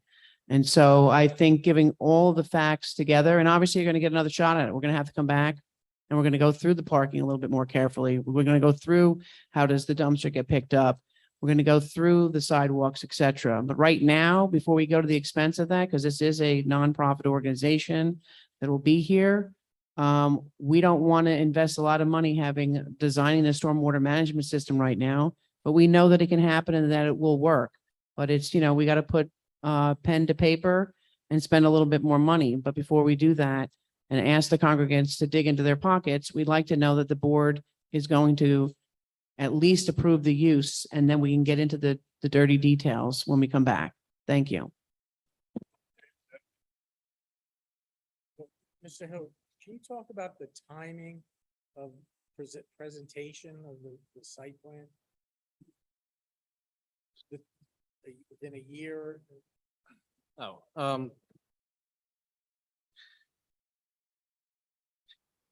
Because this is a bifurcated application, there's advantages for the board to, if you were to vote favorably on this, you'd want to see a site plan you may want to see the site plan within a certain period of time, whether it be 6 months, a year, 2 years, whatever the case is. But the board has in the past incorporated those types of time requirements in bifurcated applications. But that's just something to consider if you choose. What would you consider, based on your expertise, appropriate in this particular application? I always like to give people a year. I mean, if you give people a year, that allows for some change, that allows them to fundraise in this case. I mean, it's a nonprofit. It's not a big corporate entity. So it allows them to fundraise. It allows them to go ahead and seek any outside agency approvals, or at least get to a certain point with outside agency approvals. I mean, they could technically have a site plan application in probably a month, right? But I don't like to lock people into it. I think a year is fair. Do you have any? That's for a little bit more time than that, because it took us at least a year just to get here tonight. So No, just to the submit the application within a year. Well, let me ask my client. He is agreeable to that. Thank you. Sorry. put you on the spot. James, you have anything in closing? Deliberation. The applicant has completed its presentation, Yes, we have. Thank you. so we're now going to deliberate. Yes, that's why I called upon. Okay, well, I can start. I still have the same problem I had earlier. I think the bifurcation of this type of application is inappropriate. I recognize that it is the applicant's right to make that choice. But I've also indicated there are a number of cases in which bifurcation is not appropriate, and I think this is one of them. And I'll give you a couple of reasons why I say that. I think our chairman mentioned a situation which creates a safety issue, for example. To get an emergency vehicle to the mikvah, for example, hasn't been adequately answered. You say, well, we're going to leave it for site plan. Well, what does that mean? I'll leave it for site plan. The situation is you may lose some parking spaces in order to access that structure. Well, if you're going to eliminate the more parking spaces, regardless of this EV thing, it just increases the lack of regulation that's required under conditional use. Now let me talk about conditional uses for a minute. The governing body, when it allows conditional uses in an area, essentially makes a determination that this is appropriate for this type of use if these conditions exist. And they impose those conditions. Now, obviously, we have a right to vary from those conditions under D3. And the D3 is one in which it makes it a lesser burden on the plaintiff, or strike that, the applicant, because the use is, in quotes, a permitted use subject to conditions. So the governing body must have said the township council, when it adopted the ordinance, it must have said the house of worship is appropriate here, but so long as these conditions apply. Well, they're varying from those conditions in this regard. Mr. Borden disagreed with me when I said that the analysis to be undertaken by this board or decision, part of the decision, is even with those conditions not being met, is this still an appropriate use for this site, or is this site still appropriate for this use? I can't tell because of what I said before relative to the site plan issue. I don't know that the internal circulation of the cars in this area is going to be sufficient. There was talking about how does one back up and get into the place.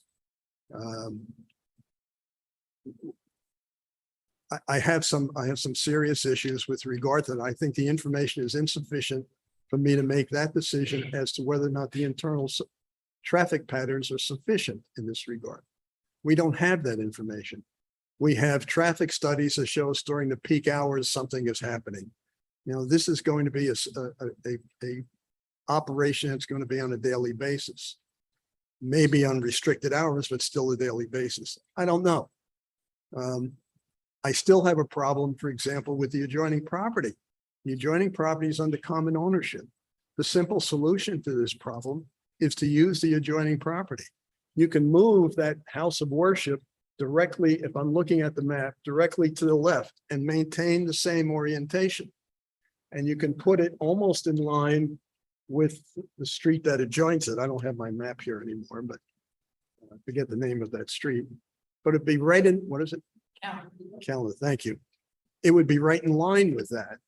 And there has been testimony to indicate that the best place for a pedestrian crossing would be at that intersection. And yet what we're presented with is a plan that is nowhere near that intersection for the crossing. That may need other approvals, obviously, from other sources, but that's eliminated by incorporating and consolidating the two lots.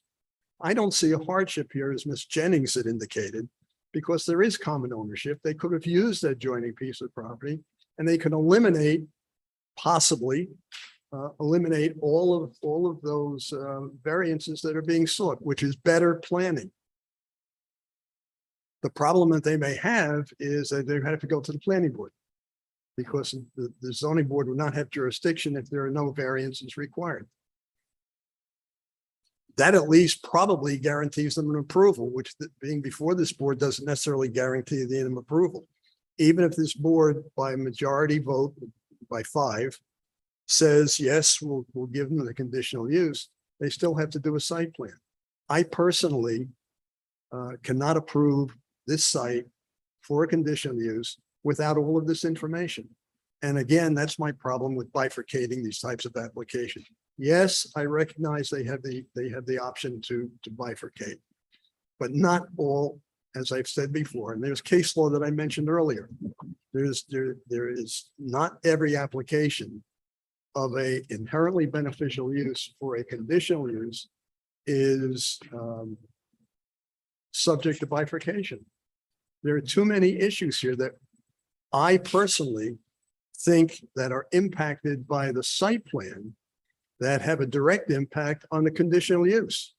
As I've indicated before, even if the positive criteria is satisfied because it's an inherently beneficial use, and that's the fact that it's satisfied is kind of a direct statement. It's really, there is presumption that it's satisfied.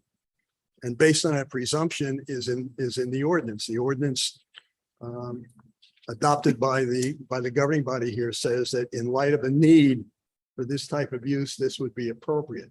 I think Mr. Hirsch has satisfied the issue of the need here. He's talked about that in detail. So I have no problem with that. What I have a problem with is the number of variances that are required here for the conditional use, easily reduced and satisfied by relocating to the adjoining property, which is under common ownership. They could have done that easily. By doing it this way, they've created their own hardship. Now, I'm not saying that a hardship is required here. I'm simply saying that because Ms. Jennings mentioned it as a hardship because of the configuration of this lot. I think the building may be too large for this site. If we're just looking at this site without consolidation, which create the size of this building creates the problem. And again, they're creating it themselves. It creates the problem with the number of parking spaces. The credit they get for EV parking is for me, not satisfying, only because if, according to Mr. Ray, I think it was Mr. Ray, maybe it was Mr. Borden, who said that if the space is empty, anybody can use it. Well, what have we gained in that regard? Nothing, absolutely nothing. What we've gained is not enough parking spaces. Under the proviso that we're giving a credit for EV vehicles. There is a question I think our planner raised. What type of charging stations are you going to have there? There is no answer for that. There are different kinds of charging stations. I personally, I shouldn't say my wife, she wants credit for having an electric vehicle. I simply plug it into the walls. That's a different type of operation. It's not a full EV vehicle. It is an electric plug-in hybrid. I mean, it gets 80 miles to the gallon, which is wonderful, but I plug it into the wall. This is not the same type of the EV that they're going to use here. You have to have a specific plug to put it in. That hasn't been answered. They didn't know. So there are too many questions here as to relating to the parking. Too many questions in my mind relating to the safety of the internal circulation patterns. That hasn't been discussed. We'll leave it for site plan. That doesn't help me at all because that could be important to me making a decision as a conditional use. As far as the negative criteria is concerned, I think that the solution to their problem is to consolidate the two lots. That makes it more consistent with the zone plan as intended by the governing body. What is proposed here with the lot being triangular in nature creates their own problems based on size, number of parking spaces. I'm concerned about people walking back and forth because the number of people on certain days are always going to be walking, which is going to be an issue. I'm concerned about the crosswalks. I know somebody's going to say that's a site plan issue. Well, that's my problem. That's my problem because it's a safety issue that I have to consider for conditional use. I just think with all the information we have so far, which I think is insufficient, that even in light of the regulations that are being violated, the front yards, the parking in the front of the building, all of these things are self-created. And I just don't think they've met the negative criteria relative to the plan itself, the zone plan. It is inconsistent with what the governing body has indicated. The governing body has said, yes, this is appropriate if you meet the conditions. And yes, zoning board, you can vary from those so long as the burden is met by the applicant. And I don't think the burden is met. So as far as I'm concerned, I cannot at this point, because of the lack of the site plan, I don't think this is an appropriate application for a bifurcated application. I cannot vote for this application. Thank you, James. Steve, you have any deliberation? I heard my fellow board member and I agree with many points. The points that come home to me are the self-imposed hardships. I mean, the fact that the same entity owns the lot 22 is troubling because that in itself is a remedy. Again, I echo his sentiment in this regard. So that's about it, really. So, Mr. Chairman, at least for the newer members, I just want to lay out people. I don't know if Mr. Borden mentioned it, but the Coventry Court generally is the paramount case on D3 variances and skipping right really to the negative criteria. So I'm again reading from page 756, 34, 2.2. The Coventry Square court spelled out the negative revised conditional use standards for meeting the traditional negative criteria, which must be met to receive the conditional use variance. In respect, and now I'm reading, in respect of the first prong of the negative criteria, that variance can be granted without substantial detriment to the public good. The focus is on the effect on the surrounding properties of the grant of the variance for the specific deviations from the conditions imposed by the ordinance. The Board of Adjustment must evaluate the impact of the proposed conditional use variance upon the adjacent properties and determine whether or not it will cause such damage to the character of the neighborhood as to constitute substantial detriment to the public good. In respect to the second prong, that the variance will not substantially impair the intent and purpose of the zone plan and zoning ordinance, the Board of Adjustment must be satisfied that the grant of the conditional use variance or variances that are being requested for the specific project at the designated site is reconcilable with the municipality's legislative determination that the condition should be imposed on all conditional uses in that zoning district. So my interpretation, at least of applying that language to some extent to what Mr. Hurley said, and also giving some credit at least to the testimony of the applicant. So Can I supplement my comments in that regard? I recognize that the board has an obligation to weigh the detriments against the benefits. And in that regard, if there are detriments, if there are conditions that can be imposed to mitigate those detriments, then we would have an obligation to do that. And I think I addressed that in this regard. The issue of the emergency vehicles accessing the accessory building is a big issue. That's a safety issue. The internal circulation pattern hasn't been addressed at all.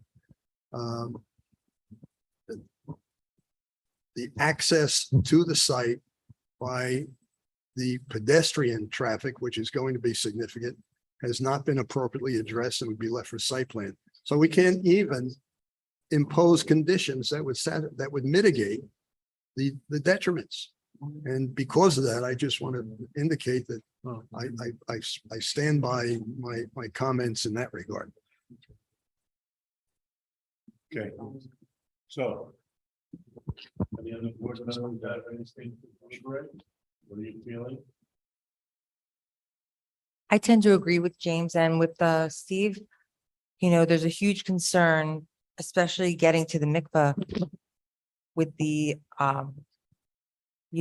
first responders or even a turnaround radius for a fire truck. Can I just interrupt and just say respectfully, these issues can be addressed at site plan. You can put green pavers back there. The fire truck should be able to get, or ambulance should be able to get back there. I mean, these are types of issues, and I respectfully disagree with Mr. Hurley's analysis of the case law. yeah, yeah, getting some objections. I mean, you know what you did. I think the question that the board has to weigh is whether or not some of the items articulated by Member Hurley can be made conditions of the approval of the conditional use variance, such that they also, because that's why I read that first section right from the beginning, that they have to go through that same it's not a perfunct, although it's only 4 votes and not 5, it's not perfunctory. It's not a perfunctory approval. They have to actually go through the benefits and detriments again at site plan.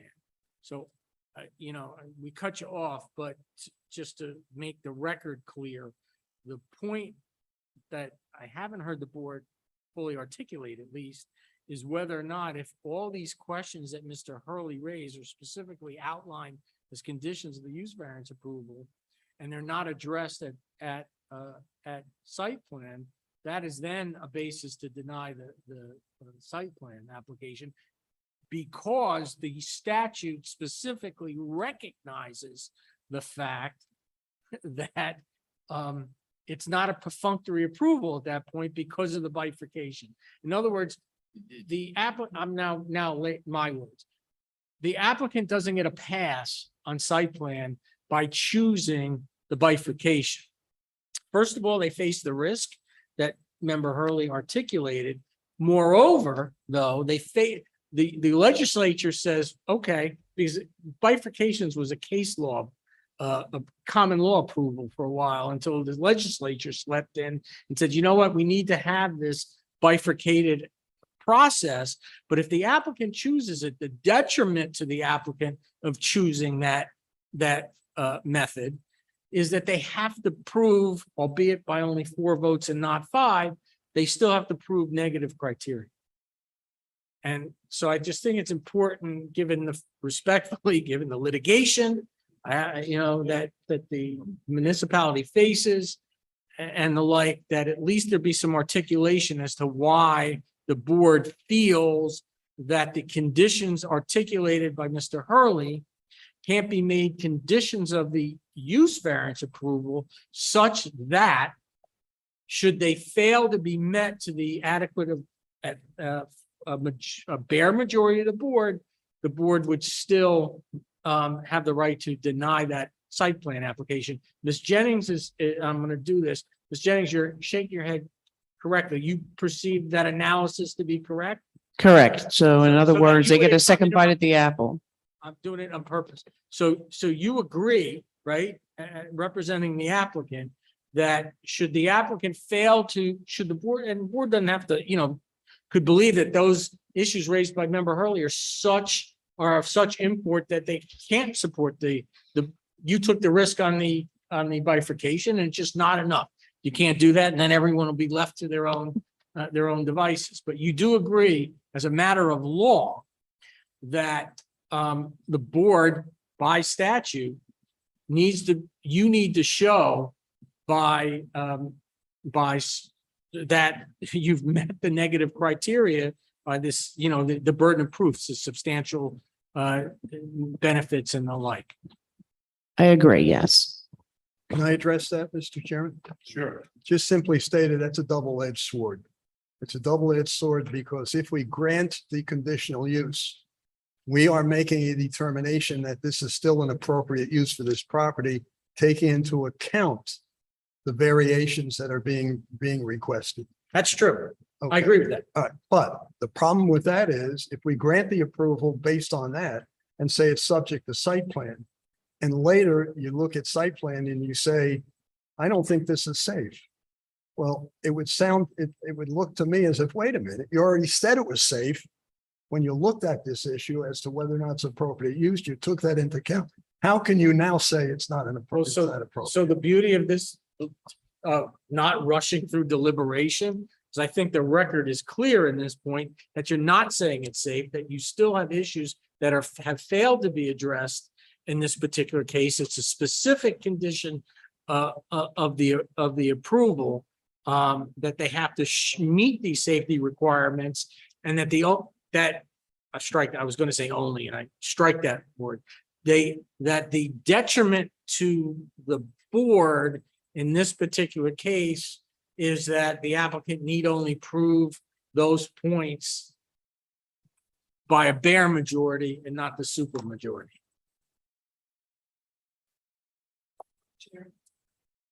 So like my problems, I have some concerns as well, but that was gonna be my question. In other applicants, we've been able to have petition denied. So you just, despite how much I understand, you can approve it, but with stipulation. So one of my major concerns obviously is that the emergency vehicles not being able to get to the mix button. I know that Ms. Jennings was to say, and put A, B, and C down. However, when Mr. Gray was testifying, he said that they have to look at that as an alternative solution. I was only trying to. He said that they have to look at alternative solution, but that's it right now, because they have to walk around. Well, God forbid somebody's having a heart attack, and I'm sure you understand where I'm coming from. If somebody has a heart attack, I don't want you to walk, I want the government to take care of it. So that's the main concern for me. The parking, I understand about the credit, I get it. I'm sure you will have, attendees, I don't know if the person in front of you have property, I apologize. Attendees who have electric cars, I get it, but You, mentioned about the growth of the area, and again, you have both adults coming in, and all I understand in your opinion, will walk by them and not necessarily come down. My concerns for the other time, things begin to grow, maybe they're gonna get those things. So that's a concern, but those are things that can be conditioned. You can condition that based on the test, in my opinion, based upon the testimony you've heard, including the applicant's own testimony, that notwithstanding what's there now, there's expected growth, that there's, based on the size of the building, they need 67 spaces. You can make that as a condition of the use variance, and that you don't find as convincing or appropriate, given the necessity of the use variance. Different than if it was specifically permitted from the planning board, that they, notwithstanding the statute, that they can't take advantage of the credit, because they need the parking to make this site appropriate. Sean, I just keep going back to the hardship, and the easiest way to resolve the hardship is by using the lot next to it. And that's where I stand with this. You're right. It's. I mean, there's an easy solution to just, I believe, to have everybody on board. And that would solve all my issues right there. Yes, Mr. Hurley brought it up quite a few times, and Evan Hill mentioned it right directly to Mr. Hirsch. And it was just pushed off. I mean, there's gray areas that we're concerned with that are safety issues, health issues, parking. So I think we're ready to go forward. I don't think it's been completed, according to Mr. Hurley. He's got me convinced that Yeah. this is the right way to move. Sean, can we take a break, a 5-minute break before they vote? Just delay deliberation, I would do. Yeah. Yeah. Okay.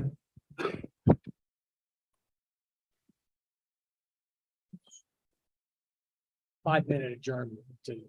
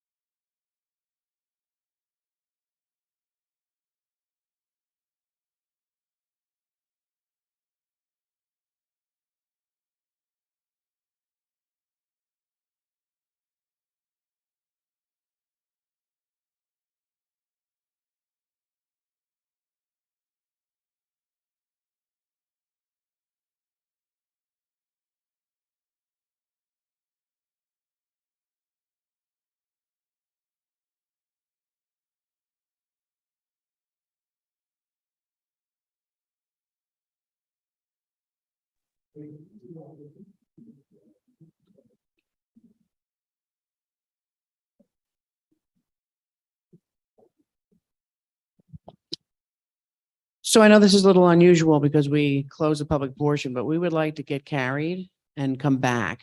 And because we have to think about a few things here rather than take a vote tonight. To talk about a few of the issues that have been raised by the board to see if there's any way we can address any of the concerns. So we'd like to get carried.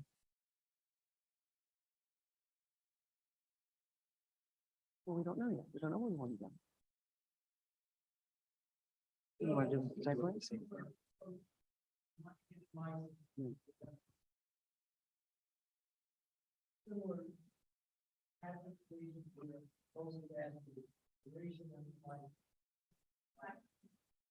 You've had situations where folks has asked for reconsiderations was once a vote has occurred, but no memorialization of the resolution. They've caught that. If it's the purpose of the board in general to ensure that that there's a complete record made and the applicant is willing to make a determination to further augment and complete the record, so the board has the opportunity to do that.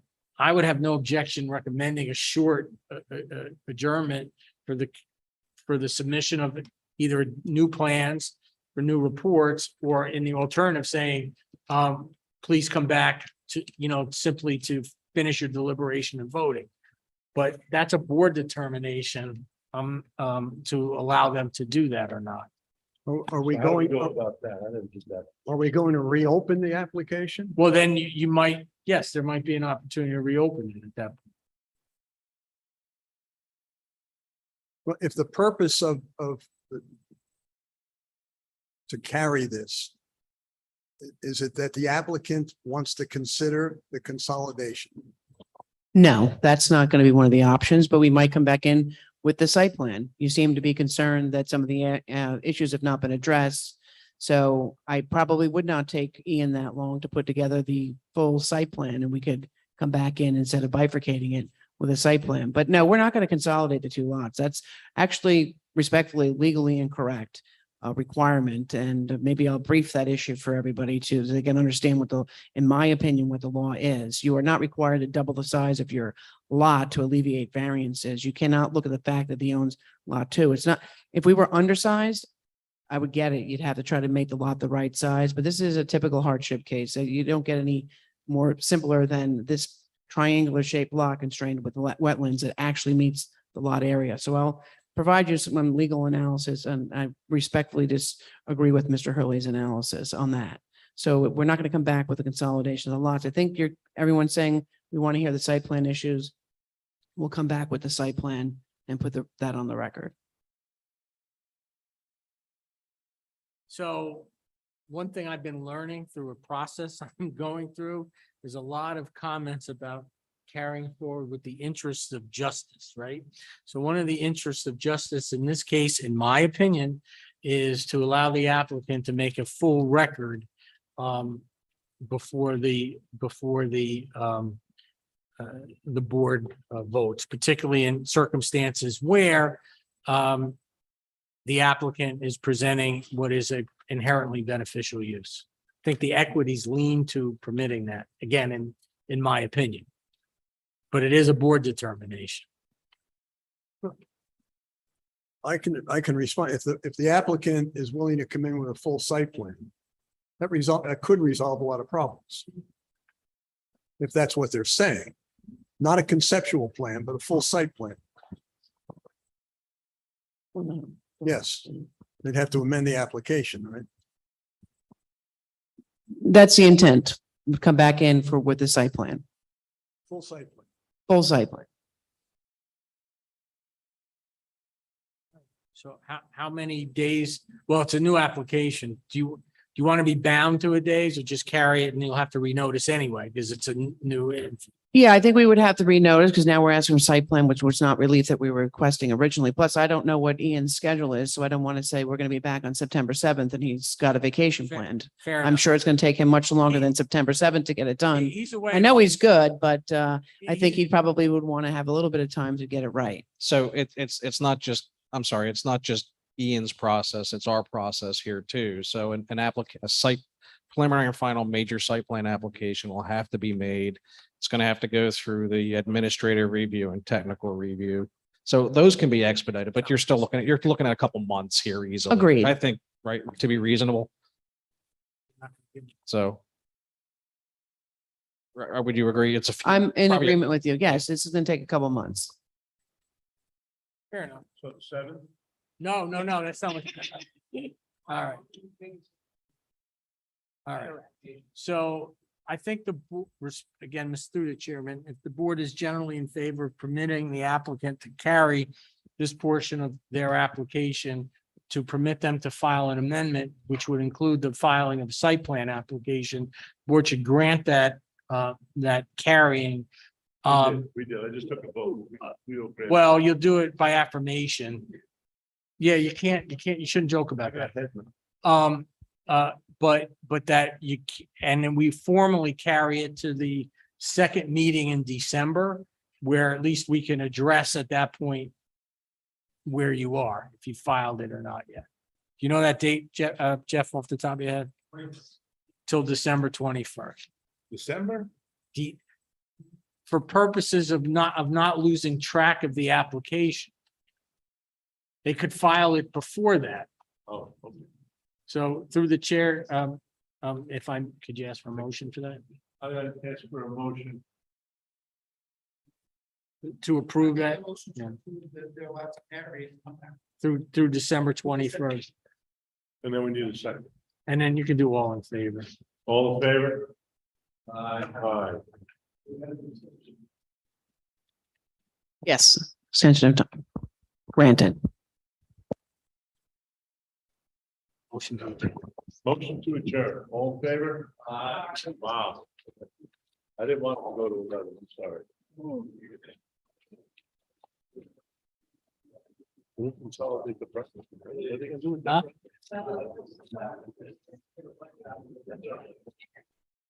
Not me. Hopefully not.